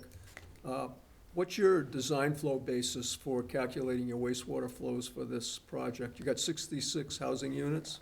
Mm-hmm. And are they all? Two bedroom over 55. Yeah, what's the flow rate per unit? Per unit, it's 150 gallons a day. So you're just staying in under the groundwater discharge permit requirement, just squeaking in under the 10,000 gallons. Well, we're under. You're under, I know, but you're on the line. I mean, you maxed it Right. to the 10,000. Otherwise, you'd be in the Right, groundwater because discharge permit. over 55, it's 75 gallons a day per bedroom. Okay. So 2-bedroom units get 150 gallons a day. Yep. Per unit times the 66. So you're at Yeah, 9,000. I know, I did the reverse calc, and you could be up to 151 gallons actually per unit to stay under the 10,000 It's gallons per day. the 10,000 is the threshold. Yeah, exactly. And then you're into a whole new ballgame. Well, yeah, and I mean, in all honesty, if we, as far as the zoning goes, we're allowed to have 1 unit for every 10,000 square feet of land area. So based solely on zoning, we could get 166 units on here. By zoning, but obviously that we would have, 10 plexes and I mean, it would be unattractive, and then we'd end up with a sewer, a treatment You'd be in a plant. groundwater discharge permit with a groundwater Groundwater treatment discharge permit, so, what we tried to do was do a mix of duplexes and some single units that are gonna be higher end, attractive, have this be kind of an upper end type of over 55 development. And, you know, there are costs associated with the development, so obviously we need a unit count to work, to make the numbers work. But we meet all of the zoning requirements for setbacks to, you know, property lines. We kept everything out of the 30-foot buffer zones to the wetlands. We're maintaining a minimum of 20 feet between units, and we're looking to do a well-designed, nice-looking project. And, I mean, we do have a large swath of town-owned land to our west. There's a large swath of town-owned land to our south. And obviously, we have the wetland area, and then we have 290. So that whole southerly portion of the site is fairly well isolated from abutting properties. And we're trying to work with obviously, there are some good grade changes, and we're trying to work with those as best we can and make the layout, including walkouts and the grading, so it works with the topography of the land, and trying to balance cuts and fills so that we can try to keep everything maintained on site, and we're not doing a lot of trucking in and out of the site. So that was kind of the overall task at hand, was to try to work with the slopes on the site and try to make an attractive, nice project, knowing that we do have built-in buffer zones with the town-owned land that surrounds us. So, Chris? Yeah, piggybacking on Ken's comment, so regarding the soil management and the phasing, how confident are you you're not gonna be able to, you're not gonna have to bring in soil, that you're gonna be able to use the soil from the site? correct. And How confident though are you? You think oh, we did 80%, 100%? Oh, no, we did a cut and fill analysis, so that we are, and we were even factoring in, you know, the material that would be excavated for the foundation. So we tried to do it as accurately as possible to try to balance it as best we can. And selfishly, I mean, for the developer who would be building it out, you know, trucking material in is expensive. Trucking material out is expensive. So it's in our best interest, and we don't want trucks, you know, traversing, you know, off-site all day and, you know, disturbing the neighborhood. We want to try to keep everything on site because it's in our best interest and everybody's best interest. Okay, and then, am I reading this correctly? Is there one stormwater basin on the east side of the property? In the area of those 12 units? No, at the southeastern part of the property, I guess. Yes, yes. There's one long basin that is along that southeasterly slope. Okay. Yeah. John, a couple comments. One, the crossing to get to the 12 units on the other piece of upland. Mm-hmm.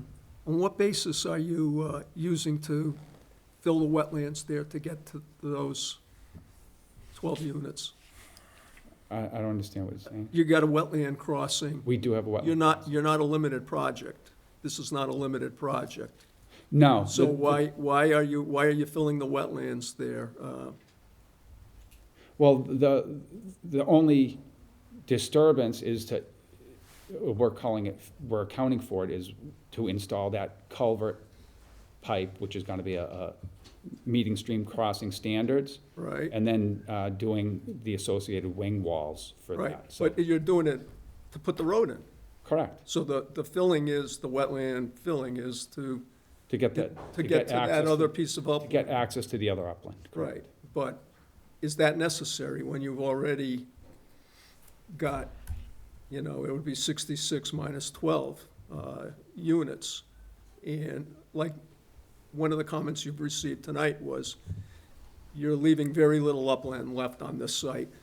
You're basically maximizing development of all upland areas. And in this case, you have this, I call it an island of upland separated by the wetland, that you're installing a road across, which requires filling.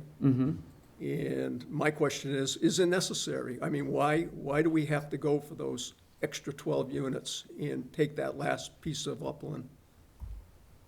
The project's not viable without that, or? Well, I mean, this is a tough piece of land. There is quite a bit in the main portion of the site. There is quite a bit of earthwork that needs to be done. Right. And in actuality, that's the easiest portion of the land to develop of the entire site. Well, I understand that, but that's sort of not the question I'm asking. Well, you have clear access without any wetland filling to 66 minus 12 units. And now to get those extra 12, you need a wetland crossing and a filling. And it really doesn't meet the requirements for a limited project, so by right, there is no, reason. We're looking to get access to upland areas on the site. I know. I bring that up just Okay. because of the maximum density build-out of this particular project, and, our role is to protect wetlands. So when I see wetland filling, I ask why. Why is it necessary? And the other question I have is, on your side slopes, they look like the 3-to-1s. Are they basically 3-to-1s from the developed areas down to the wetlands? In the area, How about on the eastern side of the development as we're looking at this plan? yes, on the easterly side, down gradient from those Right, those sloping- units yeah. down to the basin, that's all 3-to-1. We have a couple of areas that do go down to 2-to-1. Yep. I do have the ability to kind of push those slopes out a little bit. I was trying to maintain a little bit, buffer to, we tuck those slopes more closer to the road. Okay. And in some of those areas, it's 2-to-1. I do have the ability to push those out, but we were leaving a little bit more buffer to the wetlands in those areas where we have the ability to. So I tucked in a couple of spots, 2-to-1s. Yeah, but I know, just so people realize, you come off the back of these homes and there's anywhere from 20 to 15 feet of what I would call level land before you get into a 3-to-1 slope. So, So we tried to give about 25 feet for the backyards, yeah. and then going down to the 3-to-1 slope. So obviously, Yeah, I think you're planting pushing that it with the before. 25. I'm scaling to about 20 on most of them. But my concern is also on that 3-to-1 slope, the runout is approximately 100 feet. And when you have a slope running out that long with a fairly steep slope, you can get into sloughing off on the slopes. And a lot of times, I've dealt with some similar to this, and I'll put a shelf in halfway down to sort of break the runoff, and I'm not sure what you have proposed ultimately to vegetate that slope to stabilize it, but on that kind of a run and that kind of steepness, a shelf somewhere midway down the slope level helps for break it 6 up a feet or little bit. so would do a lot to break it up. Yeah. And before it just keeps roaring down to the bottom. Because as soon as she hits the bottom, there's not much distance between the bottom of the slope and the wetland. And we just don't want to be chasing wetland, erosion issues with this project in the future. All right, Brad. One second, trying to absorb a lot of this and catching things as we're moving along too. So why don't I start with what's fresh in my mind, since you touched on this a little bit, John. The limited project portion of it, so the notice of intent was filed as a limited project. I mean, that's. Oh, it was filed That's as what I read in the document. But, kind of what you're saying too there, John, is, I feel the same way. I don't think that it meets it, Yeah. based on what I'm reading. I've used this example before, but quick overview of the intent of the limited project is it's to prevent a land taken, like Right. an unjust land taken on a property.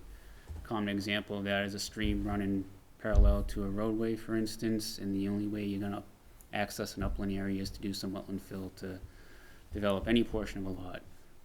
It's really hard in my mind to argue that, you go from 54 units without a crossing, wetland fill, floodplain fill too, if I'm reading this correctly as well, to get to 66 and try to claim that as limited project. I just don't see it that way. So really what I see is the resource area impacts shown for that roadway, crossing that stream, going through BVW, going through floodplain. That's solely at the discretion of the commission. I don't think that meets limited project criteria where, you more or less really need to consider that. It's something you can consider should you choose to, but I don't think it's a have to in this instance. So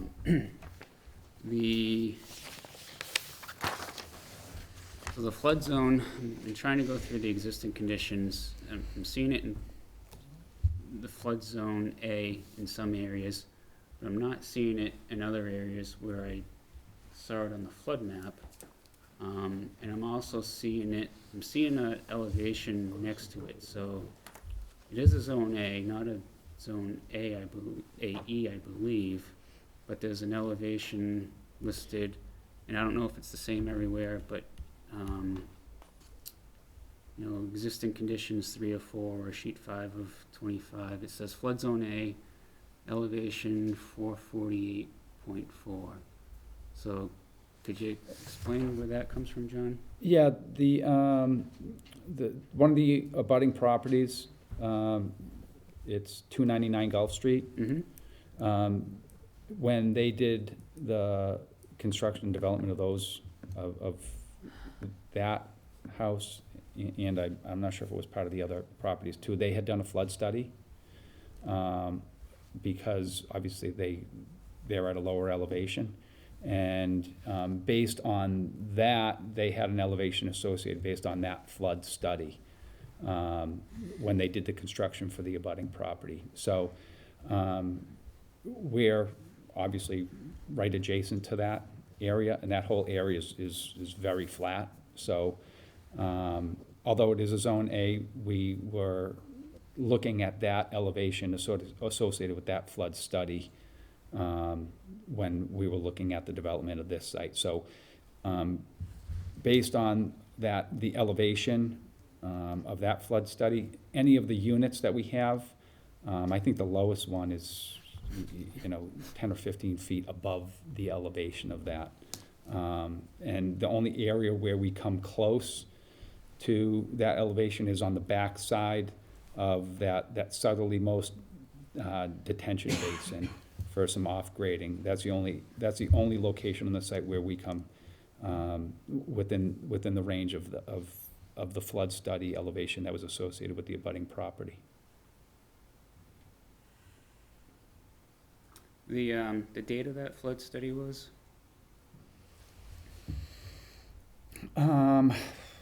Off the top of my head, I don't know.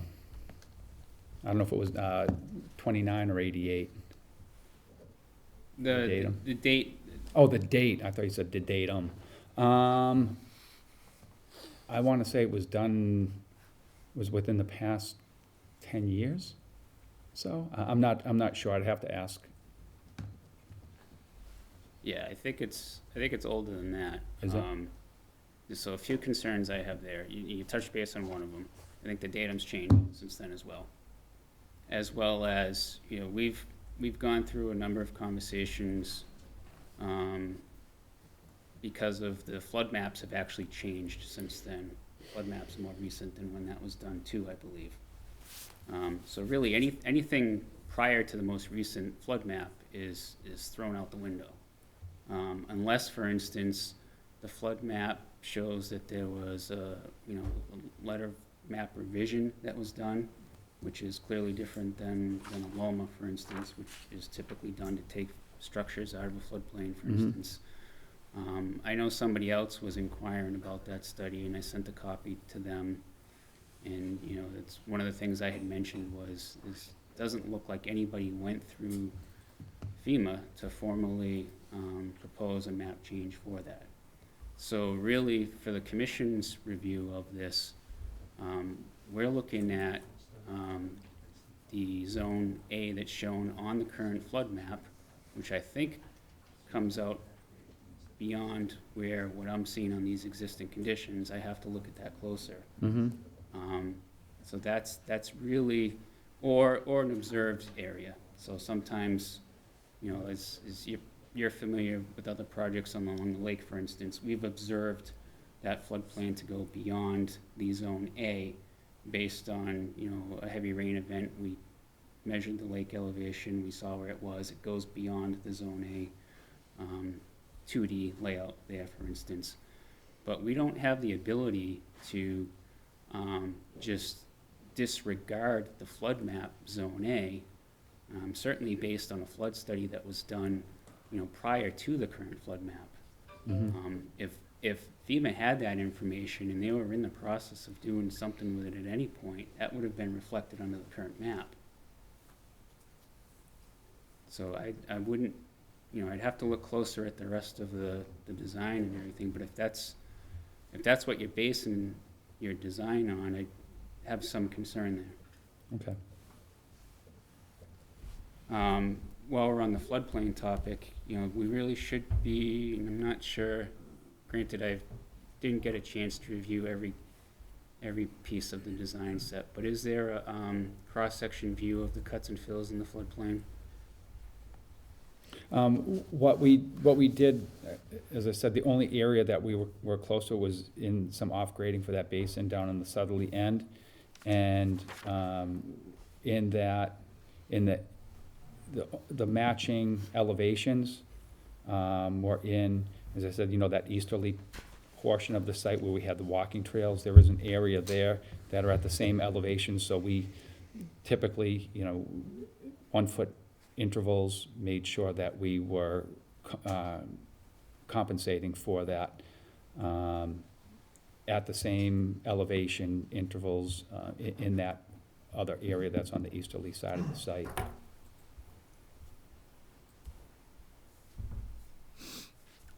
Okay,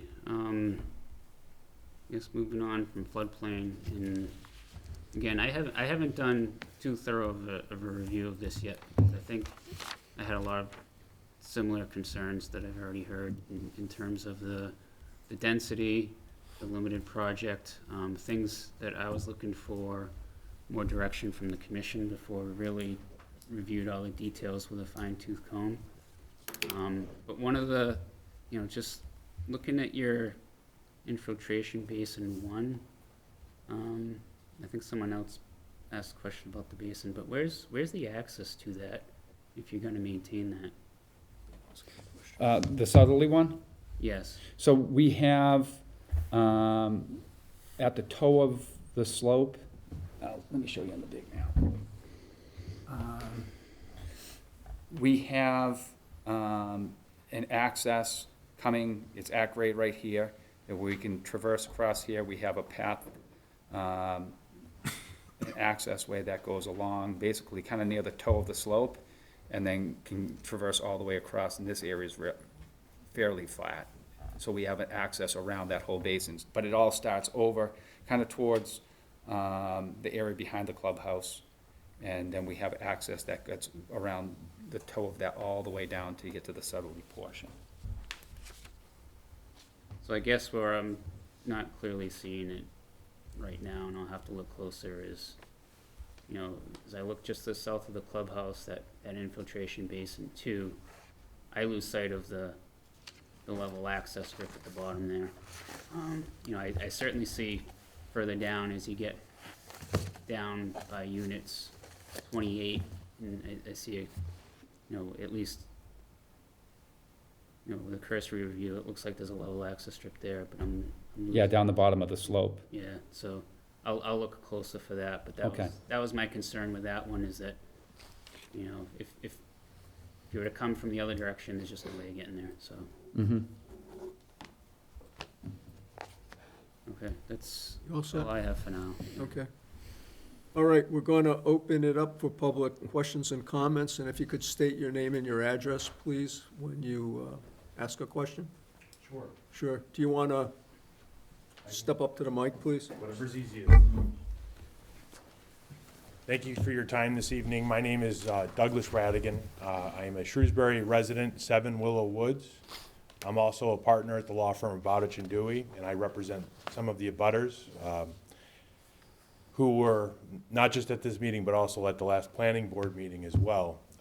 So certainly, these plans are plans that are disappointing to my clients. Not to be crass to the board, but this is akin to putting 10 pounds of crap in a 5-pound bag. This is absolutely a clear cut of a very sensitive area for the purposes of maximizing the absolute development in an area that is really designated as rural B. Now, the applicant points out that under a special permit, he may meet other threshold. But that's a permissive permit. This isn't something that's going to be allowed as a matter of right. This board has already touched upon a lot of our concerns with respect to the 12 units in the northeasterly area and the bridge that crosses over the wetlands. We haven't heard about the culvert pipe that runs under 290 that a lot of this discharge is going to run off to. That is already an area that floods given the current runoff. And again, this is an entire clear cut of the area that is developable, leaving only wetlands. The 30 feet that the applicant had pointed out earlier in the sloping is actually 50. So what we're talking about on the sides there is closer to 100 feet in elevation. You have 2-to-1 slopes, 3-to-1 slopes that run for thousands of feet in this project. We've seen similar projects in this town, built very recently, with slopes that have been unable to be stabilized appropriately.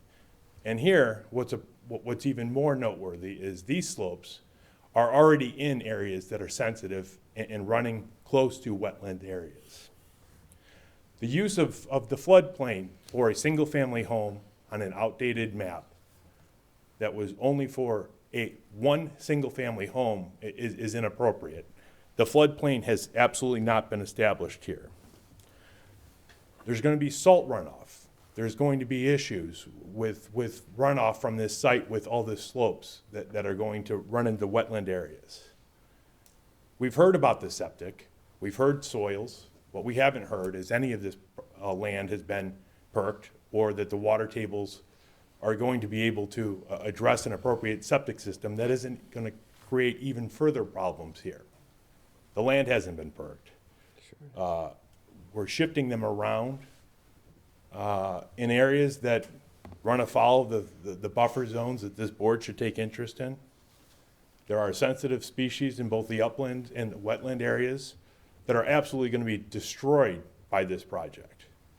This is a project, and the representation made by the applicant was that this was going to be 5 years of construction. 5 years. You're asking about phasing. I'm asking you to consider what the environmental impact is going to be to this very sensitive area as 5 years of earth moving and cutting and slopes, all for the purposes of putting in 66 units in an area that this town was thoughtful enough to think should be rural. The other issues, of course, are many, and we'll wait to see other plans. It may not be in this board's purview, but certainly clear-cutting a site of this magnitude, close to 290, is going to cause a significant amount of noise in this area that's going to impact not just the direct abutters, but many others, as all of this area is going to fundamentally change and shift the runoff and what frankly the wetlands are even gonna look like when you clear cut this large of a site. I'm sure we'll have more comments and we'll be at other meetings, and I appreciate your time this evening. Any other questions or comments tonight? Okay, I don't see any, so, John, continuation? Yes. Somebody did raise their hand. Oh, is there somebody, oh, can you stop? Yeah, excuse me. My name is George Germanos. I live at 6 Redwood Lane. I'd just like to point that out on the map. So, if you look at the development, this is me, right in the corner. The road abuts my property. There's a steep slope. I see, I'm not sure if these lines are stabilization or what they are. And I just, heard about the road being raised itself. So, yeah, I haven't spent enough time studying this whole project to speak any more than that. I think we've talked a lot about the impact here, but there's a huge impact here. We have a road that closely, if not almost, it's right here. I'd say I challenge you where the wetland buffer zone is. If you look at the excavated tracks that are going in outside of that, they haven't perked since they went in. They've held water for the last 4 months since they've done the test holes. So I would definitely question where those wetland maps are. Me, myself, when I put in for a LOMA, when I financed, it was 7 years ago, I had to go put in, I'm in a wetland, I was in a flood zone. So I had to go in, put in a LOMA. So I know that extends, at least where the road is. I'm not sure how far up on the development. But, yeah, I mean, runoff, access, salt, the wildlife, please come to month now. It's all tree frogs. It's all you hear. You can't hear anything else. We have ermine, we have owls, we have any kind of wildlife you can imagine, which abuts other land, which goes up to the high school, which has trails. So yeah, the impact is huge. And the development project, 5 years, how much control, how much phasing can you actually put into that period, which will not, like the gentleman said, just destroy this area. There is no way. You really have to do what they say, clear cut, destroy, flatten, and then build up again. Now, if that's what we want to do, that's what we should be talking about. There is no mitigation. This is clear cut, start from the beginning, build it back up again. Because once you start it, it's just gone. There's no way. And we've seen the impact from the high school. We saw the water flow change quite a bit. That road never cracked and it cracked. We had about 8 septics fail 2 years after the high school went in. That just spoke to how the water goes. The water goes downhill, you frack, you dig, you change.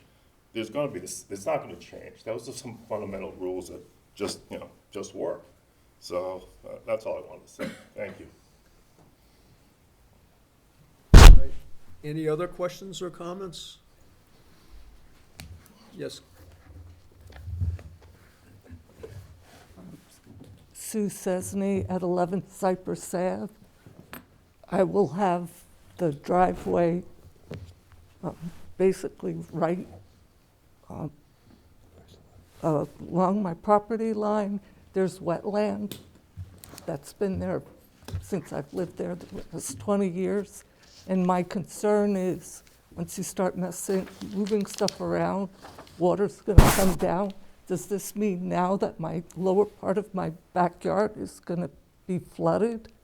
And if you come up the high school hill, you see there's tons of ledge. There's more than big rocks there. I would really be amazed if there isn't ledge. Many of us who live there, we've had troubles with our driveways, with sinkholes, because there is ledge. Just from the freeze thaw, the levels go up and down.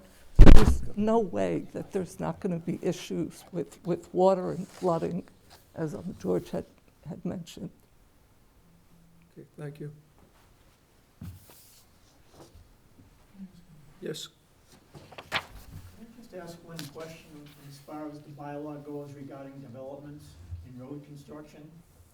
Gene, could you come to the microphone so we can get this on tape?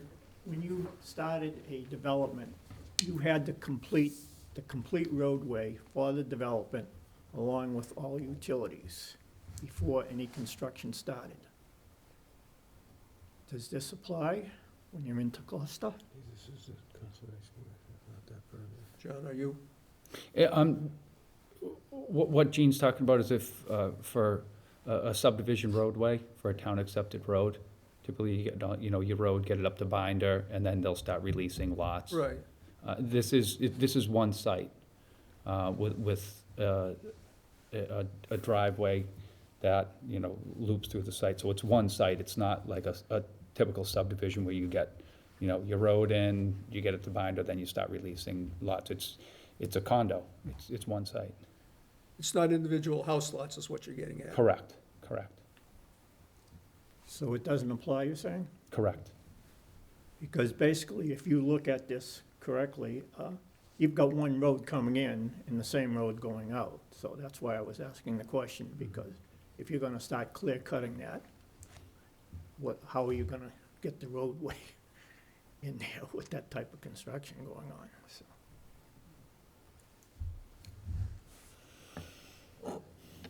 Okay. Thanks, Gene.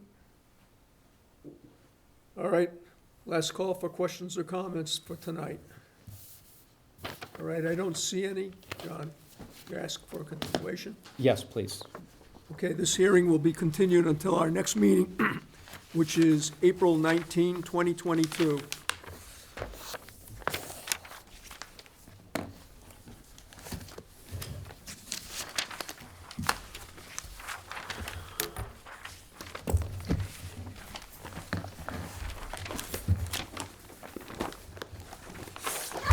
We have one other hearing that's on the agenda, but as I said earlier in the meeting, the applicants requested a postponement of this hearing. It's a new public hearing, and it was for a notice of intent filed by 658 Boston Turnpike LLC to develop a site for a car dealership, including the alteration of wetlands and construction of 2 wetland replication areas at 658 Boston Turnpike.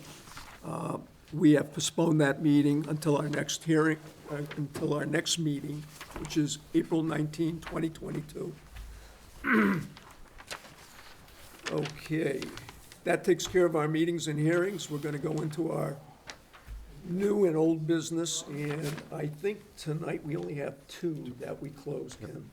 You want to make a motion? Absolutely. Mr. Chairman, I make a motion, we issue an order of conditions at 210 South Quinsigamon Ave for the construction of a new wall, retaining wall, with the conditions of a surveyed as-built plan, and a building permit is required. Do we have a second? Second. All in favor? Aye. Mr. Chairman? Yep. I make a motion, we issue an order of conditions, 46 Sewell Drive, for the construction of a septic system, provided, with the condition that provided that the water service work and electric conduit work be confined to the lot 46, or house 46, and not to encroach on other properties. Okay, do we have a second? Second. All in favor? Aye. Aye. And that takes care of our closed hearings for the night. And Brad, what do you want to do as far as outstanding enforcement orders? Is there anything new on Deerfield Road? Nothing new on that one. Okay. Certificates of compliance, nothing tonight, Brad? No. Let's get into discussing our policy requirements. Everybody got a copy of the existing policy and Brad's new draft policy? Brad, why don't you go over what the changes are? Sure. So some of you are actually here when the initial policy was created back in 2002, and it has not been updated since then. We've had some experience. One of the things that really drove that was trying to get a hold of work that was close to resource areas that we were having trouble with encroachments and enforcement or other things. So one of the things that we did was we put notes in there that to keep structures 30 feet from wetlands, some other guidance in there. In addition to things that we like to see on plans to make the review easier, as well as, things on the plans that we found were needed once construction went underway. Since then, I know personally I've gained a lot of experience since 2002 in terms of what works, what doesn't, as well as, we ran into a pandemic just recently, and that forced us to try to operate, digitally, as much as we could, and working remote and trying to conduct business outside of the normal in the building public hearings, for instance. Part of that kind of allowed us to see what technology was out there. It helped, more or less throw us into doing things in the computer age in terms of trying to get away from mountains of paper, as well as one of the other things we ran into is, I don't know if anybody's been upstairs, we're actually redoing it again, and I've lost count of how many times we've done it since I've been here, but space is running out, and if I told you I literally have, a 6x6 cubicle for Conservation Commission duties, that's what I've got, or what I will be having. Long gone are the days where we've got all kinds of office space for files, in particular flat files for plans, things of that nature. So, outside of this policy, we're looking at getting some of our records scanned so that we have it, because currently, most of what we have is in another building, and when I need it, it's not always fun to get to. But in any event, moving forward, one of the things I put in here was, kind of an outline as to how to submit things. I know sometimes the commission likes paper, but I want to start, getting people to submit things to us electronically. Hopefully the pandemic's dying down and we are in the building more for meetings, but I don't want to lose sight of the fact that, having those electronic records is going to make everybody's life potentially easier moving forward. We can always make hard copies from that when needed. I'm asking for them anyway when we get new applications, but to more or less, require that we get these things, moving forward now so that, it's easily retrievable by us when we need it. We don't have to worry about the office space, things of that nature. So there's kind of some outline in there for that. As well as, one of the other things we're running into is people aren't paying their legal advertisement fees. So the regulations require that the commission posts a legal ad and applicants notify abutters. So we send out a bill, and a lot of times we're chasing people for that. So, one of the things I put on here was reimbursement for the legal advertisement paid prior to meeting. It's something we can ask for anyway, but to kind of formalize that, on this policy sheet, so when people are filing or when they're reaching out to us, what's required, we hand it to them. I don't care if they show up with the check the night of, just before we open the public hearing, but just so we're not chasing people down for money later on, because it's time consuming for us. So, that part's in there too. Some things about how wetlands were delineated on a plan. I go out to sites and sometimes I'm not even sure I'm on the right site based on what I'm seeing. So, if there's any reason for me to doubt what's done, I'd like to see the forms just so I can start from there and go on. There's some other things, in terms of plan requirements, some things that were changed a little bit. I did mention the change in the vertical datum that we're using now. We're not using 29, we're using 88. It did include the 30-foot building setback that the commission's had. I didn't change that, although you can certainly discuss it if you feel it's necessary. One thing I did add was a no disturbance zone. This is something that's commonly in any bylaw that I've ever read. Sometimes it can be pretty extreme, and sometimes what I find more commonly is it tends to be more minimal. I've seen like the 30-foot for structures, where I've seen even like 15-foot. I know past what I've heard is, we don't like to make things too restrictive for people, but we have had, you know, a number of instances, you know, during the construction phase or beyond that, you know, close by to here, for instance, it's just, it happens. When you have all this development and, you know, I think we just saw one presentation that, you know, some of us had concerns about tonight with the full build-out right up to the wetland line. In other areas, there's probably gonna be problems along the way. You know, whether it's during construction or after construction at some point. You know, there's no guarantees in life, but I could almost guarantee when you have that kind of extreme build-out, that you're gonna run into something. So, you know, if you wanna entertain the idea of having, you know, a no disturb zone, you know, I would suggest starting with something small, you know, maybe 15 feet or smaller. And again, it is a policy, it's not a bylaw. So, you know, hopefully people choose to abide by it. We've had success with our 2002 one for many years, although recently we're finding we're having less success with it.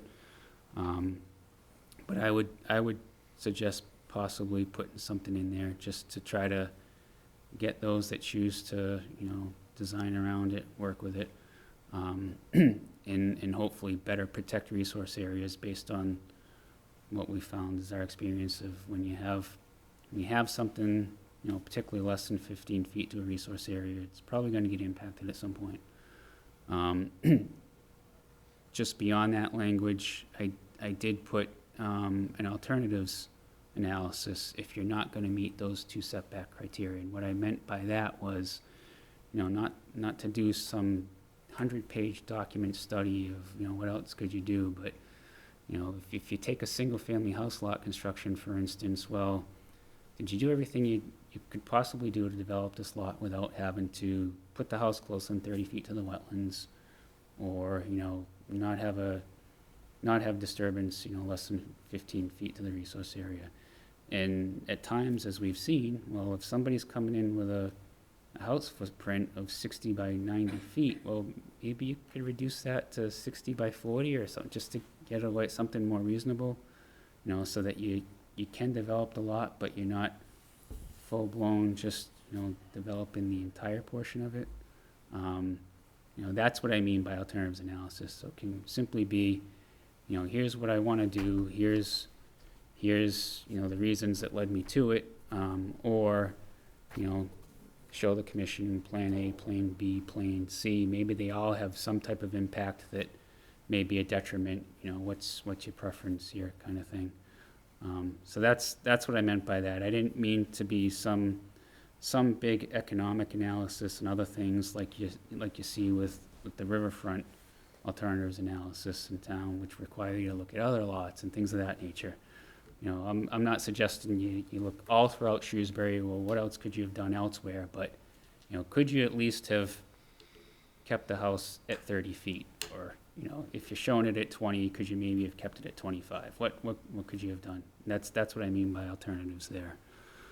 And then kind of lastly on there, and I've run into this since, you know, my first day on the job, and I'm still running into it today, where at times, you know, people will throw applications into every department, and even if it's for the same site development, and you know, every department's plan looks different to some degree, either by a lot or by a little or something. So this is kind of a heads up. And what I see the two biggest ones is, you know, those submitted to the building inspector, those submitted to the planning board, well, three actually, and those submitted for more recently our stormwater management bylaw and our rules and regulations. You know, I'm seeing even, you know, I can reach out and high five my colleagues that are reviewing the stormwater permits, and sometimes I get involved in those as well.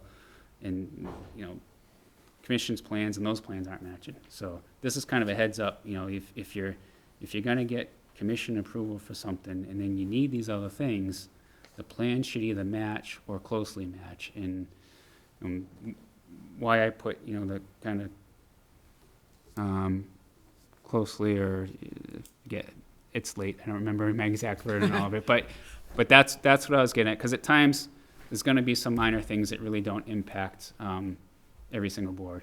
So not every plan's gonna be 100% the same, but, you know, really, if somebody's got, you know, a common driveway that serves 3 homes, you know, versus 3 really long ones instead, or something that really drastically changes the plan, and I've seen drastic differences. So it's kind of a heads up, you know, sort that out now, not later. You know, I think, you know, we had some in front of us tonight, you know they need the stormwater management permit, haven't started that process. Well, I encourage you to start it now, because, you know, there may be some things that will change. And it's also a heads up, like if the change is significant, maybe that change isn't significant. You know, that warrant's coming back to the commission, but if it is, you know, be forewarned, you know, maybe you shouldn't have closed the public hearing, because it's not always fun to reopen that. And, you know, you will be told, at least, you know, by me as the agent, when I see those big changes, well, now you've really got to go back to the commission. I can't, you know, this isn't a field change or anything like that I can okay. You've completely changed what they've approved. So that's the reason for putting that there as well. So I guess that's kind of in a nutshell, the things I thought were most important to get in there for now. Hopefully everybody's had a chance to at least look at it and drive, maybe think about it. And if you have any concerns, and if you come to any consensus tonight, great. If you want to think about it some more, that's fine too. And then I'd be happy to try to write up any revisions to this or whatever you'd like me to do. Okay. So, any feedback? Get it to you, right? Yes, yep. All right. Does anybody have anything tonight, or they want to? I love the electronic copies. I hate paper. Yeah. I had to find a pencil. Yeah, on the way out of the house, I had no idea where to find that. All right, we'll get back to you with comments. It looks good, though. I'm happy with what I see. I'll make a vote for paper. I like paper. I know, I shouldn't, but I do. I'm in both schools. I like both. There's only so long I can stare at a screen. Yeah. So, I mean, paper is, I guess, gentler on the eyes in the long run, but I also have to climb over mountains of it to get to my chair some days. So that part of paper I don't like. So if I can, at least for public records keeping, is really the biggest concern. So, you know, we have stacks of it now, but if I've got the exact same thing digitally, I don't need to keep stacks Right. of it in my Right. office. So. I agree. Brad, I just want to say I appreciate the detail that you have, you've put in here. It seems a little bit overwhelming compared to the previous one, but I think in the long run, it'll make everybody's job easier by asking people to think about things up front. And it will make your job easier when you go out and ground truth on site visits. We had an issue tonight where the plans that were submitted didn't match what you were seeing on the ground. So I think that will help. And I really, really love the inclusion of the 15-foot no disturb and the 30-foot setback. Agreed. Do you want to vote on it next month and to adopt it, or do you want? Is that what Well, you're looking I guess, I mean, I'm happy to do whatever the commission wants. You know, if there was things that you wanted to see changed, I'd be certainly willing to work on it. If everybody's happy with it, that's. I mean, I've read it, I'm happy with it, but if other people No, want. I've read it, I'm happy, I'm very I have a happy. procedural question. So if I'm developing a piece of land, at what point do I start following this policy versus the old policy? In other words, do we put it in place effective June or July or? We would put the revised date, which would be the date the commission votes on it, and basically from that point forward. But again. For new applications? For new Yeah, applications, right. So but if you're like 99% done and you're gonna do it next week, then the new policy applies, is what you're saying? Yes. I'm curious, Yep. that's fine with me, I'm just curious how Let it me works. try to put everybody at ease on that. None of this is a bylaw.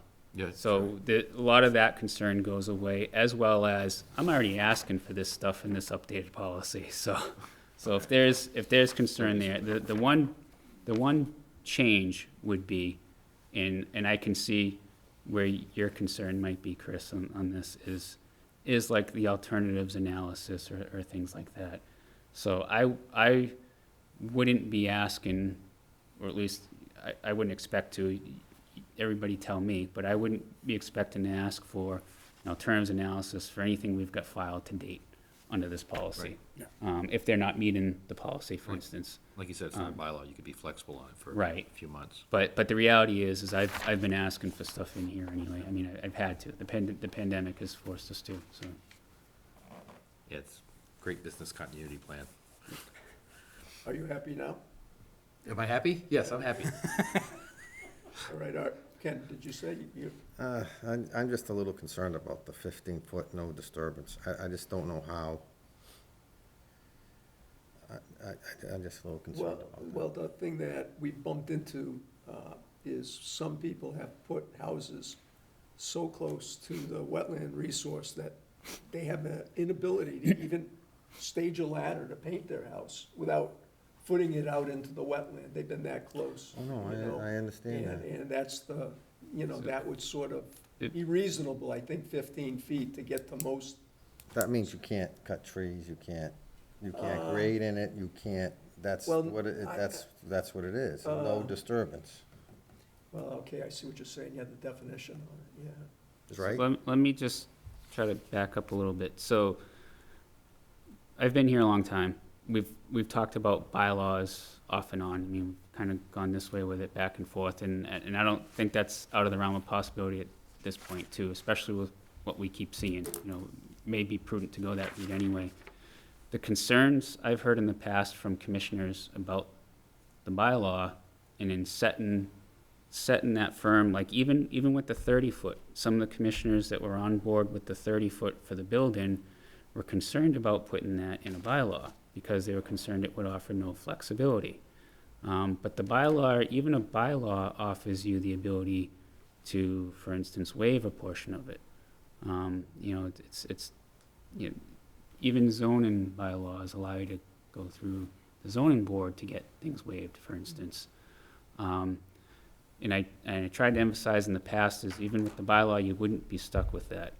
You're certainly not stuck with adhering to a no disturb zone or this building setback or things like that under a policy. I mean, any commission could come in, or individual commissioners could come in with different opinions on that, and it's a great idea, let's keep doing it, or you may find a reason when it doesn't make sense. Maybe you see a lot of existing lots with people that want to do things to improve their property that have something that's been developed a long time, and that was concern about bylaws at one point too. How do you address that? And with respect to our current policy, where I think the commission, at least my recollection of the commission, where they've been most flexible with like that 30-foot is, we've seen additions or decks or things that truly, if somebody did this alternatives analysis, simply by showing, look, I tried to get an addition or a deck that fit in, and I can't. So this is why I'm 24 feet from the resource area, or why I'm 20 feet from the resource area. We have a lot of lake homes that are close to the lake. I think we've approved some decks and things like that, less than 30 feet from the lake, if I'm not mistaken, recently too. So you always have the flexibility of saying, yes, I don't have to adhere by this on every single project if it makes sense. But what I'm concerned about is, somebody that has a lot of land could certainly do much better, but it's just coming in and clearing everything and causing these impacts when, maybe they could have kept a couple 100 feet from the resource area, but they're choosing to go right up to it, and then you can kind of take a firmer line. So, I debated putting that part in there as well, because I've from hearing past concerns about setbacks and being hard, but that was my rationale for putting it in, because you're not stuck with it.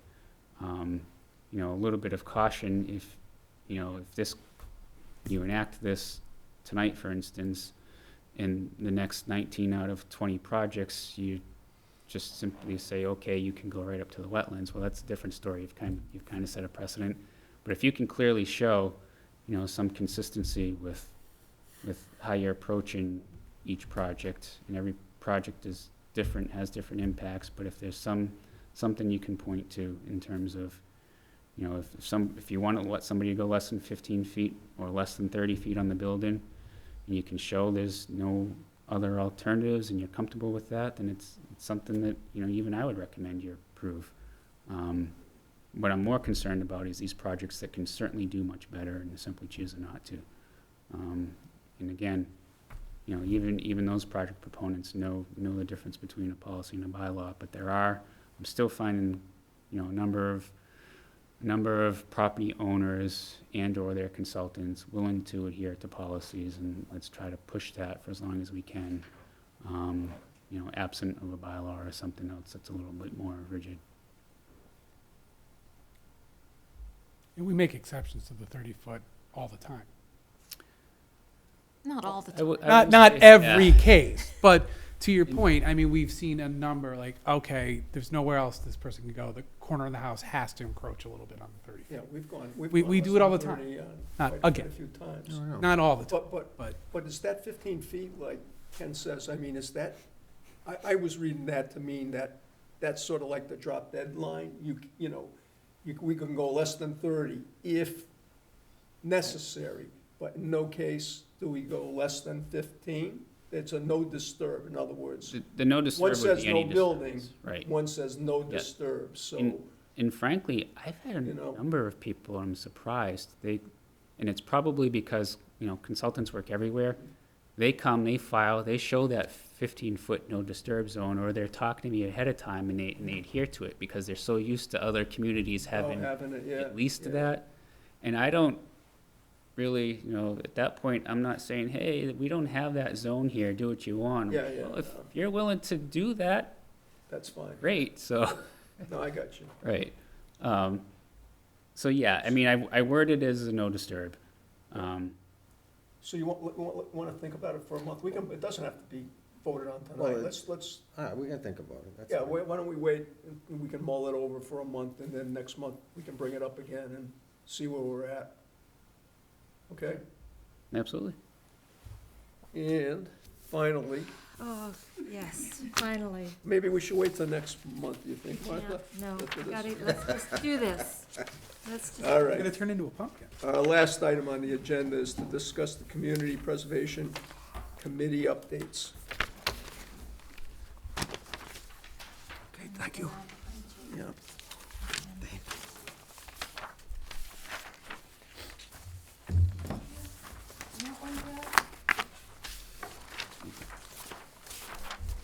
And I'm going to invite Melanie McGee to come up with me.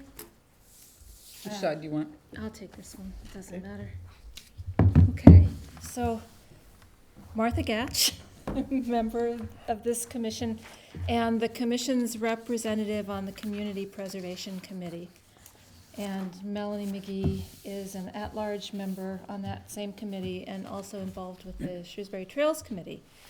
And we're here tonight to talk about what the Community Preservation Committee has been up to since we first started meeting in October.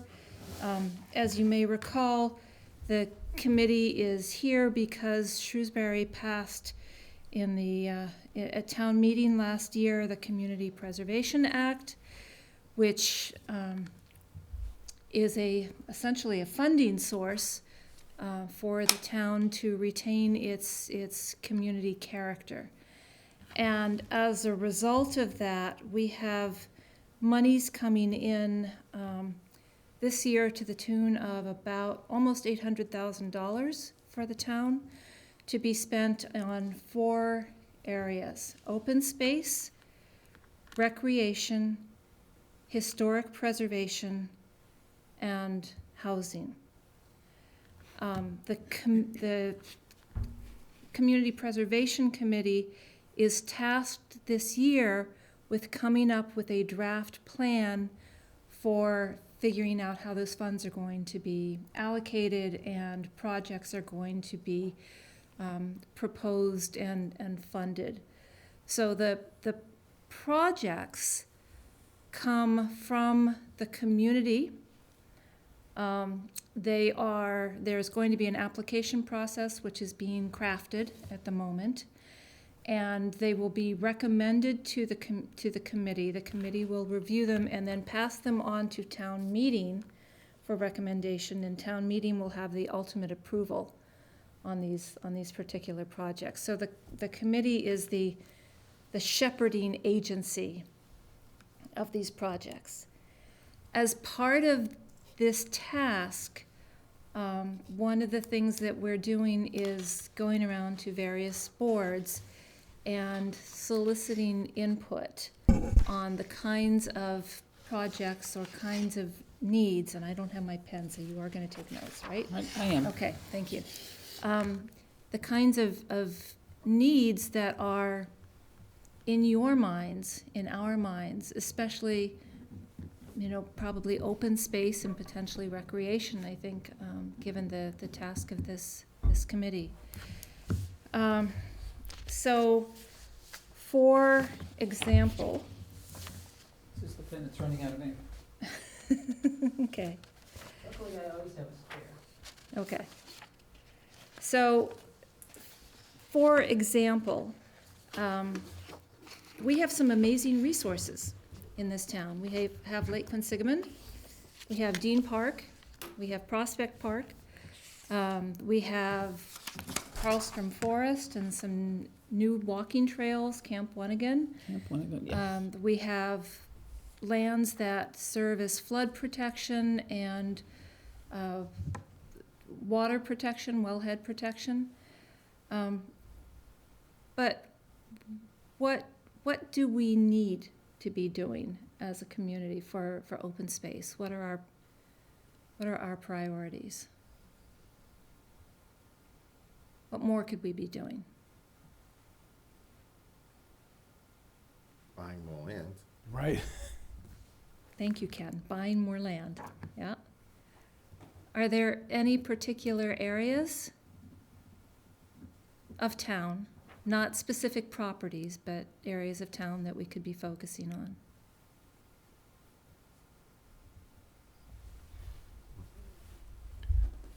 I don't know. I mean, I can't think of a specific location, but I think we probably, the town probably could identify open space that could be purchased, whether from delinquent taxes to somebody wanting to sell. I mean, there's definitely open space land out there that before it goes to mass development could likely be purchased.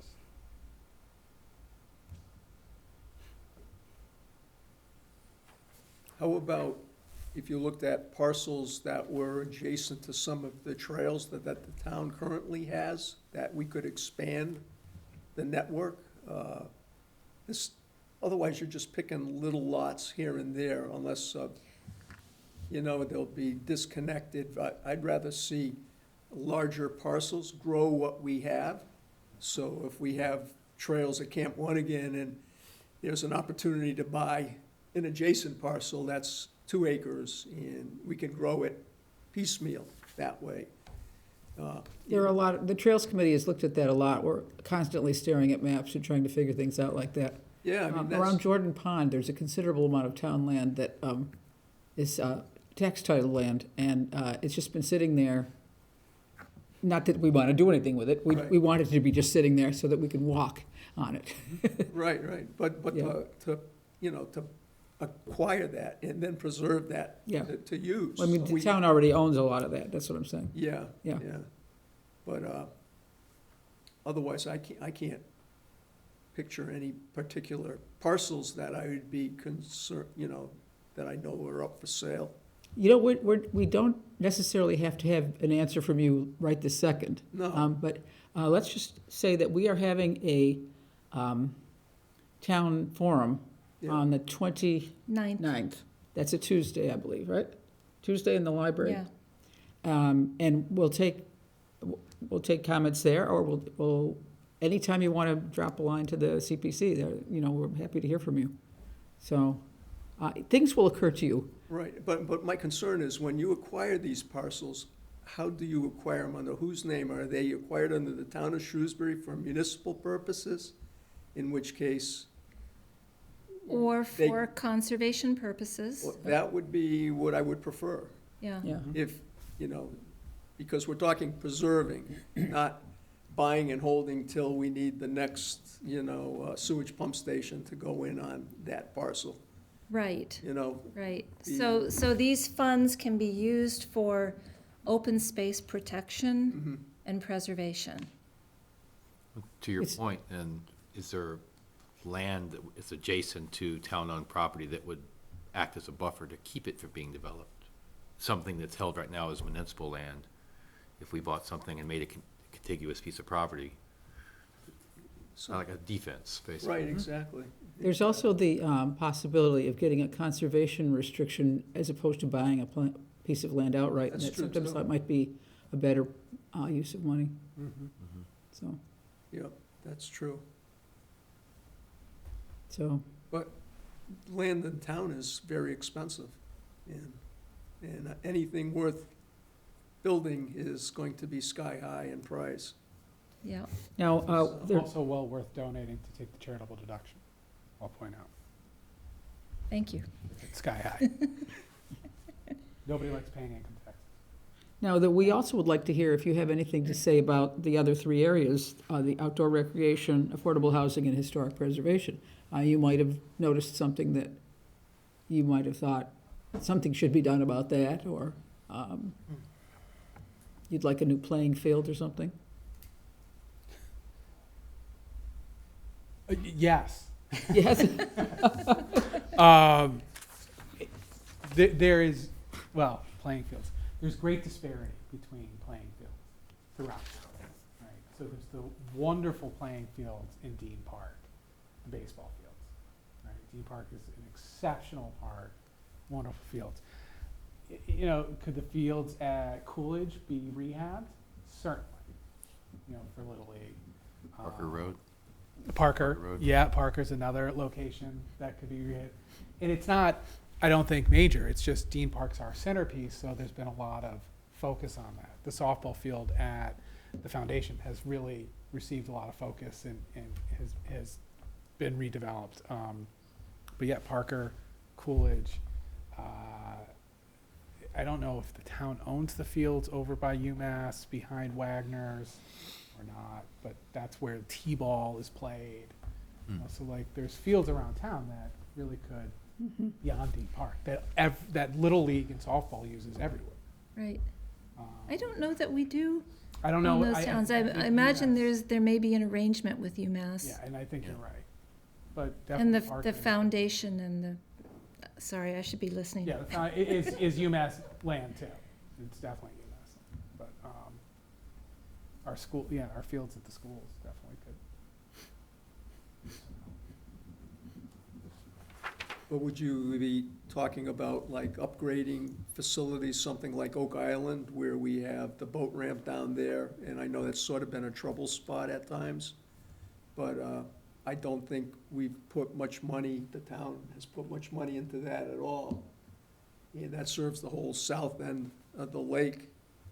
And I'm sure it's in dire need of some repairs and enhancements, That plays into the fact that the lake is one of our best resources, and It is. little access to it from the public. It is. So there was, You got opportunities there, and you have opportunities at the north end at Gouch Park too. It's basically just a little parking lot with a shoreline that has nothing. There's not even a bench to sit at there. it is very tiny.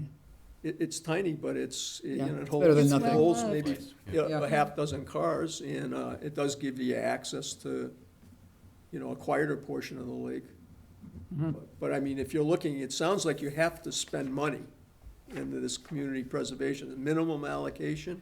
Oh, no, you don't have to spend money. Yes, you It says- do. No, you What's do. this about a minimum of There's- 10%? Yes. You So- can- Must be spent. Or you So- can put it aside to spend later on the same thing. You don't have to You actually have spend to it every year. allocate it to each section. So open space and recreation is indeed one section to be allocated 10% every year. Okay, it says, okay, it must be spent or allocated. Yes. Right. Okay. Sooner or later, you spend Allocated. it, but you don't have to spend it every year. Okay. And I'll just point out the administrative fee in there is to support, it's to support the activities of the committee and the allocation. So it's to help pay for town staff, for example, and any other operational expenses associated with administering this fund. Is there anything we could do with any of the islands that the town owns on the lake to enhance? One just got sold. Huh? One of them just got sold. A town owned? No, not a town one, it was a Oh, private one, island. a or private one something, got yeah. sold. Yeah, See, that would have been Bought it. nice to know, huh? right. What was that? He mentioned the islands in the lake, on the lake, and one of them was just purchased, was just put up for sale and was purchased by a private individual. Really? Not a town-owned, a private individual bought it from a private individual. Yeah. That happens all the time. Well, So I'll also say that the funds can be used for habitat protection. So if there are projects in the lake, that's a possibility for use of that funding as well. Grafton has used it to do some work in Lake Ripple, for example, and controlling invasive vegetation in the lake is something that can be funded from this. How about expanding a trail network down on the Rosin Hill area off Prospect Street, down the far end of Prospect Street? It's one of the highest points in Shrewsbury. That would come under recreation, I believe. Well, it's, the state owns that, I believe, and I don't see any reason why there couldn't be a trail there. Yeah. Yeah, it's a big flood control area. Mm-hmm. It's a pretty nice area. Mm-hmm. What about the historic houses in town? Now we have a historical commission. Are they in tune with you? And Yes. trying, they must be. Yes.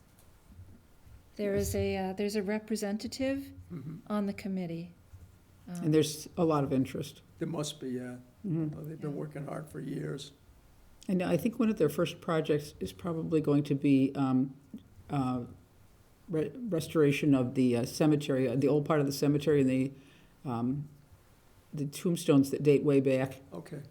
Those always, they have a rough life. Yep. I in the old days, they didn't have lawnmowers, and, now we do, and it's a problem, I guess. So that always needs conservation efforts to take care of those. So you may see a project on that. So we're looking for people who are thinking about projects and who really want to get something done. And that's what we're soliciting. So talk to your friends about it, think about it.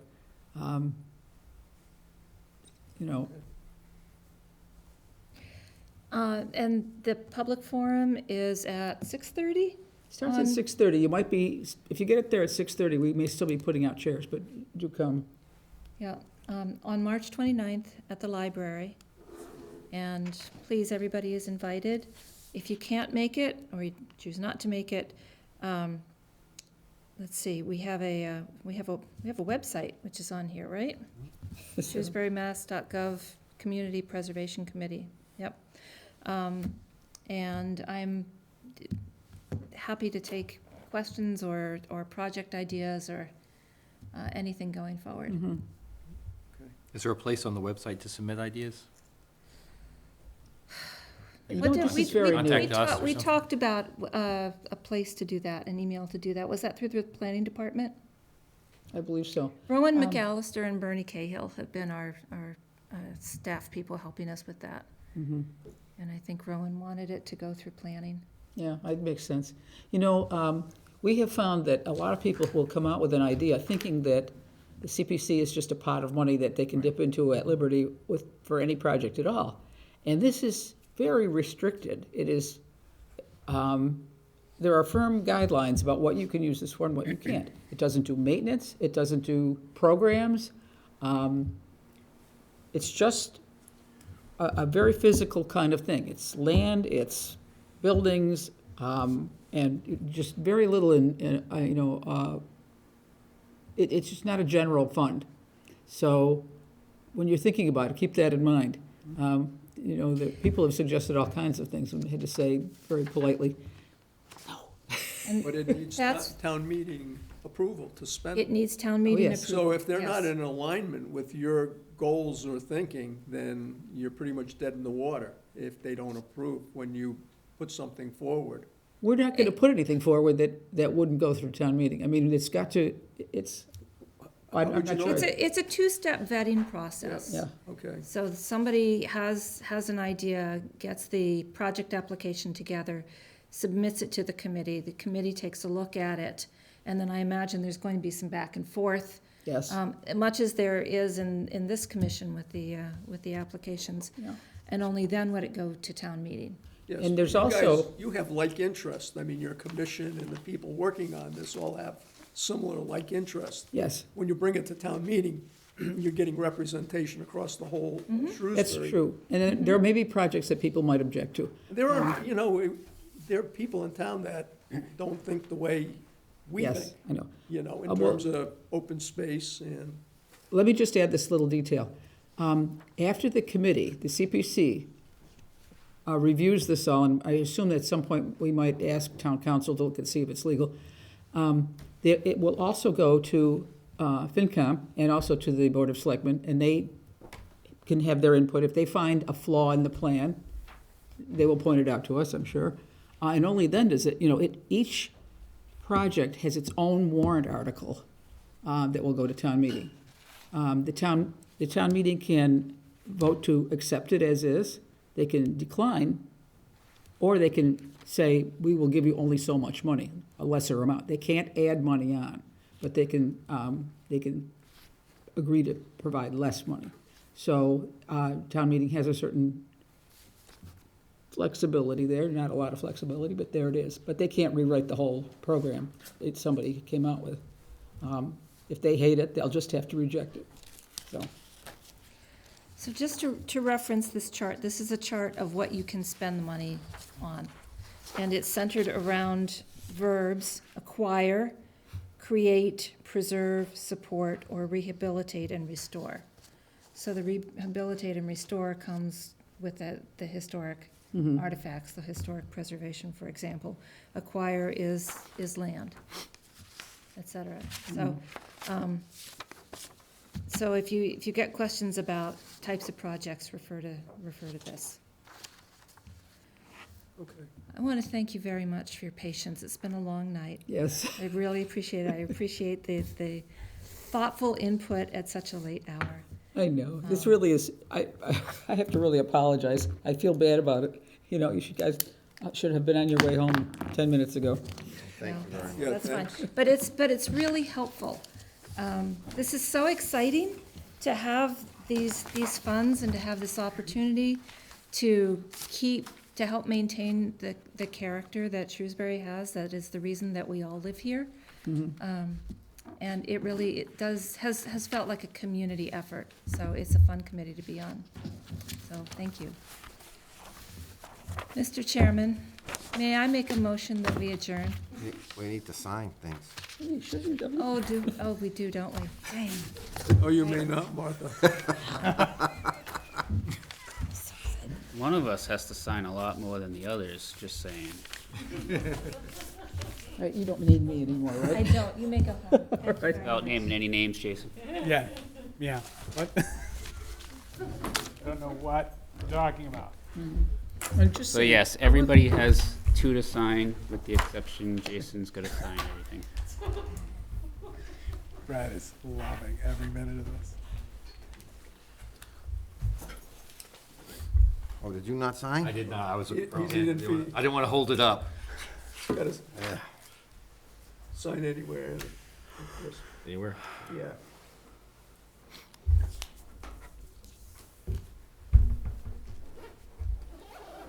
Anybody will be able to read that.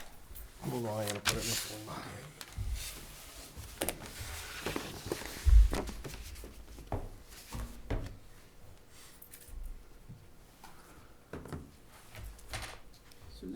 see an island for sale, say something. It's not- No is it- kidding. Was it? No. I actually read something about that too. I forgot where I saw it.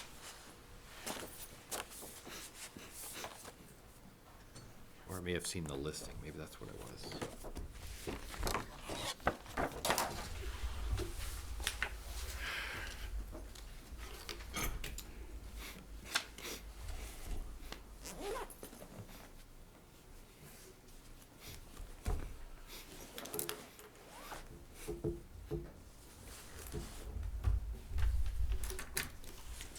You do have your own folder.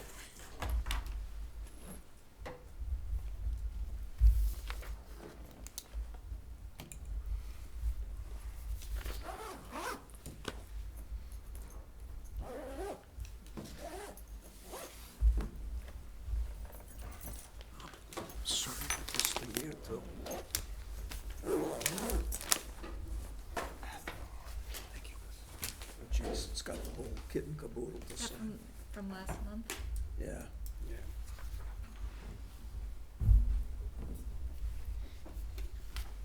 It's a good thing you have a short name. And I signed quickly. You can make a motion. Mr. Chairman, now may I make a motion that we adjourn? Go ahead. Second. In favor? Aye. Aye. All right.